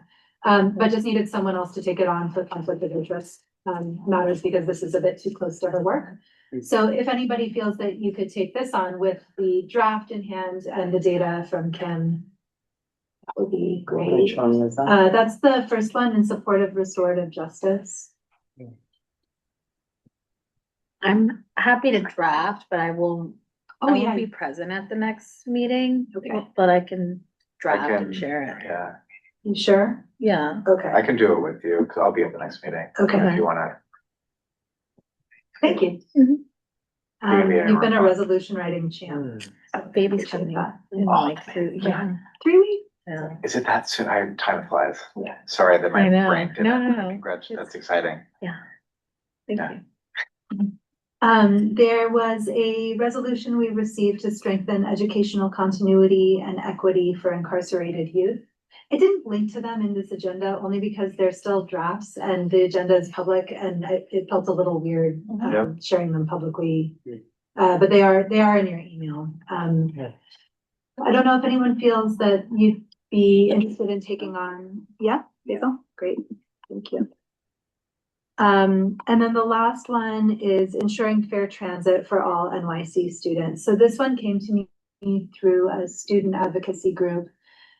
It feels like it's complementary to the busing resolution that we passed, but this one is specifically about Omni cards and making sure that We everything's. passed one last year. Didn't we? Yeah. Yeah, so do I we don't need to know. pass another one? I don't, honestly, I mean, we passed one that was this exact same thing last year. Okay, so we're not unless- gonna do that. Unless we wanna update it, which maybe we need to, like, maybe we look at what they sent us and look at what we passed last year, but. I wouldn't mind looking at that because I have an issue with like yellow bus kids don't get Omni cards. Like it would be ideal if my kid could get an Omni card to get to the yellow bus because that we actually have to get to the yellow bus. And yes. Yeah. Okay, Kim, if you wanna look at it, that would be great. What- And Yeah, I was just saying, look at what we passed last year. because we addressed all of that last year in our resolution, which obviously it hasn't been fixed. But yeah, maybe look at what they sent, and if there's any, I mean, there's no reason we can't just keep sending them resolutions year after year if they're not making changes. Right. Yeah. Okay, and honestly, like having the drafts does make it go much more smoothly, and for folks who this is the first resolution you're working on, it's a good point of entry. Okay, yeah. Oh, I was just gonna ask, are there examples that we can? Yes. Yeah. Why don't I reach out to everybody who volunteered to sort of take one on? And ECC also has a whole resolution bank. So each time our council passes a resolution, I upload it there. And many councils, at least that feel aligned with ECC, tend to do the same. So it's a good place to look at examples of similar subject matter. Hundreds. Yeah. Lots and lots. And then another question along sort of the line of resolutions. I had talked about this internally among us, but I don't know if there's desire to vote to support the statements that I mentioned in my president's report at the outset. Like, do we want as a council to like endorse this message about charter schools or this message about chancellor selection, or not? I don't know like what, I don't know what the import is of doing it or not doing it. The statements are out there either way. But I wanted to raise it as a possibility in case anybody feels that it would be useful for our council as a body to support them. So would we sign off on it also, like not just from the president, but from the CEC members? Right. Mhm.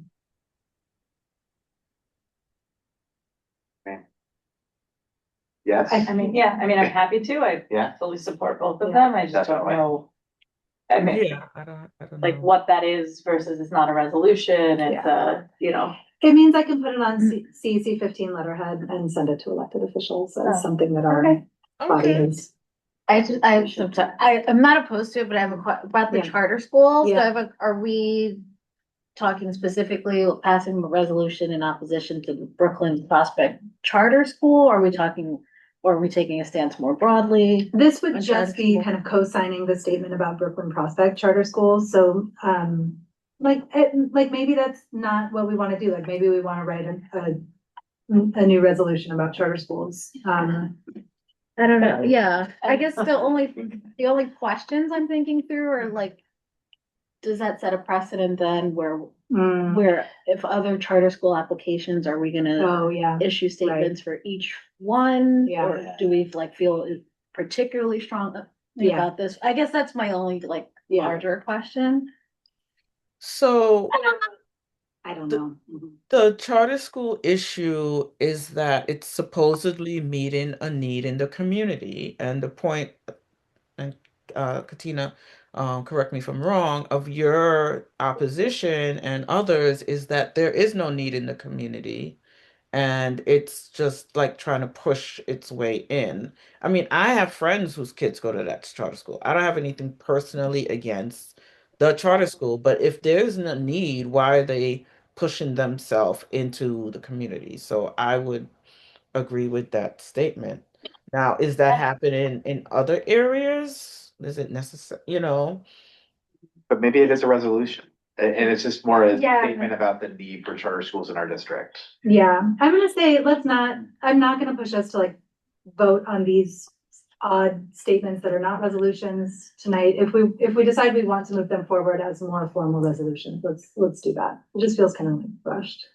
But I Yeah. do like the idea of like a broader resolution that's like in opposition to charter schools where there's no need. Right. I think it could be good to do it as the new mayor takes Yes. office as well, because like with banks, like nothing was ever gonna happen, and I don't know how much leeway Avilos Ramos had even once he left, so. There's so much money in it, there's just so much money in it. I hate it. The other resolution that came up was the one around wit and wisdom. I Oh, don't know yeah. if there's any. But that's when I think we were saying, like, working with the working group that's focused more on curriculum and pedagogy, like that could be a good first resolution to tackle with the community. It may need to be drafted fresh, probably. Right, right. Yeah, I was wondering if there's anything existing. Okay. Other than that. Yeah. Yeah. Research to Okay. do. Yep. Great, all right, so we'll forget the other ones. I haven't heard back from Angelica about legislative breakfast.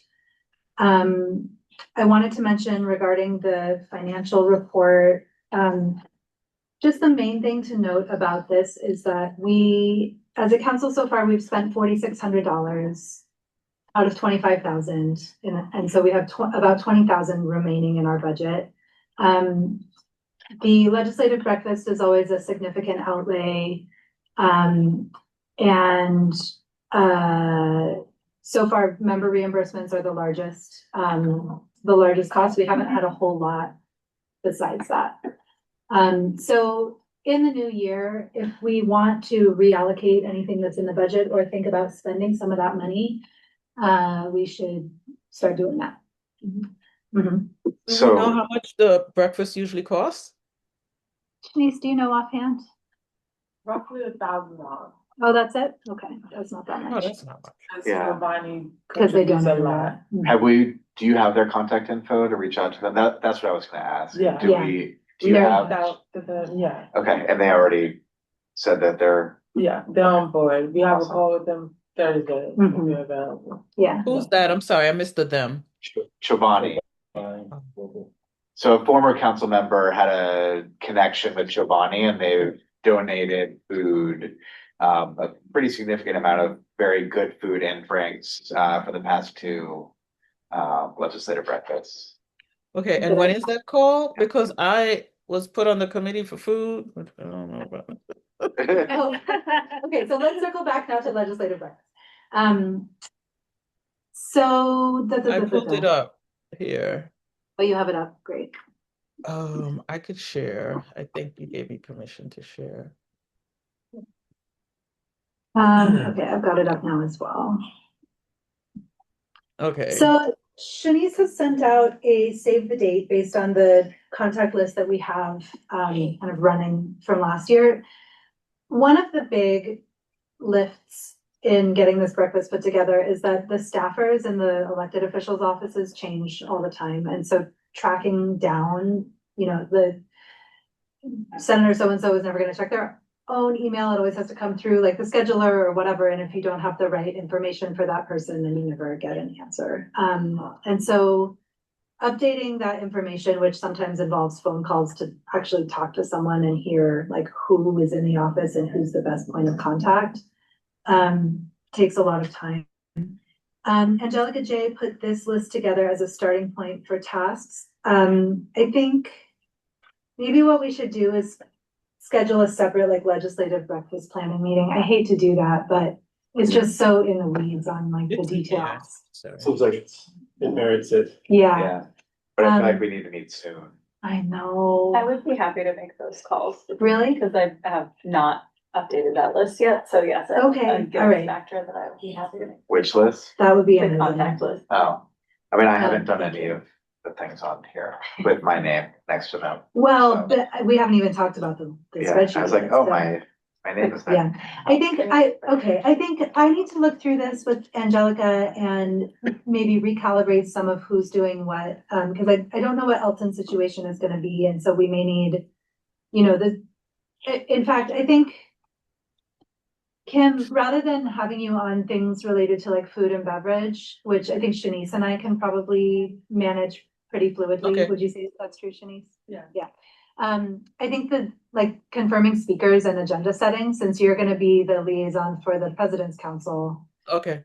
I think a lot of that is gonna be coming from PTA presidents. So maybe I'll switch that around. Does that feel like it would be in your wheelhouse? Yeah, that's fine.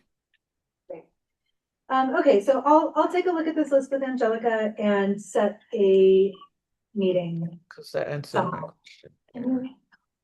I don't think I have that. Uh-oh, I don't know if I do. I mean, I'm sure I do somewhere, but okay. I might, but I can't find it. do you mind just She resharing? emailed it to us, didn't she? I believe you. I believe you very Yeah. much. Should we aim to meet like by next Monday? Is that ridiculous? The legislative breakfast. Yeah. I just feel like we need to be sending stuff out like right after the new year for Yeah, and invites. I'm traveling over the holidays, so I won't be. Yeah, okay. Yeah, I mean, nobody's gonna do anything between. Yeah, no, you're right. And if we don't meet before then. Okay. Okay, yeah, we should try to Oh, let me stop sharing. 30 minutes even for a phone call this week. Right. Yeah. Maybe after Before Monday or on Monday, I'm sorry. either before Monday or on Monday is okay. Okay. With me. All right, why don't I officially move to adjourn the meeting, and then we can talk about like getting something on the calendar. Kim, if you can hold on, we can chat with you too. Okay. Second that. Thank you. How's in bed? I'm good. All right, thanks everybody. This like the SCA meeting is always a really tough one, so I appreciate everybody sticking with it. We did great. We did great. 9:37, so. Oh, I know now that we're adjourned, but Basil, I wonder, are you able to follow up with the borough president about the second appointee? Because I feel like you've got the inside track with that, but because I felt like they told Ken and I that There was somebody They else. told me that too. Yeah. But So I'd love to have that other person. Everyone online who joined us and stuck with us, thank you. You can drop off to, I think the Mandarin interpreter is still here. Thank you so much for sticking with us through the meeting. Kim, if you can just hold on for a second, then we can get something on the calendar. All right. Great. Let's see. I should really make sure that Angelica J can do something, but maybe we can get a couple possibilities. Is during the workday or in the evening better for folks for like 30 to 45-minute phone call? I can do the workday. Workday? Yeah. During the Workday. Without kids around. Yeah. Okay. Between Thursday, Friday, and Monday, are any of those days like totally out for folks? Thursday's better for me. Thursday's better. Thursday's a little. Thursday works for me after 3, but not before. I could do after 3 on Monday Thursday. too. Friday's pretty open, including right after that check-in. I mean, Oh yeah. I could do right after I the could do right check-in. after the check-in. On What day is Friday. that? Friday at noon, would that be a possibility? Or not so good? No, I'll have to make it work. I can move. I'll check on an appointment I have. So it sounds like some possibilities are Thursday at 4, Friday at noon. And can we choose a Monday time and then I'll email all of us. Yeah. Pretty open Monday.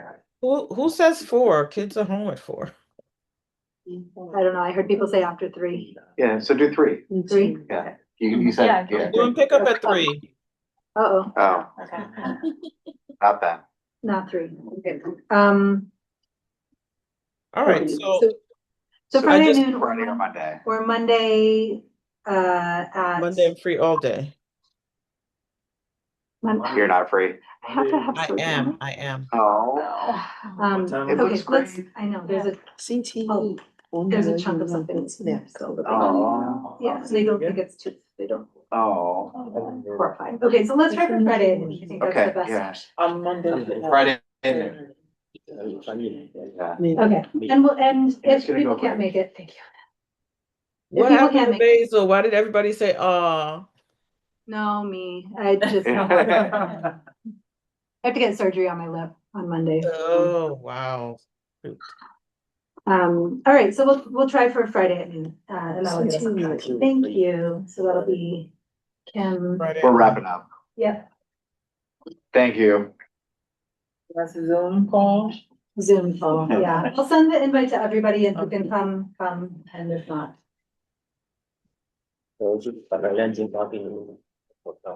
All right, thanks, everybody. I think that's it. Bye. Good night, Kim. Thank you for- Holiday to those I won't see. Yeah. Sorry, I don't see in person. Shanice, blessings. Thank you. Happy holidays. Thank you. Have a good day.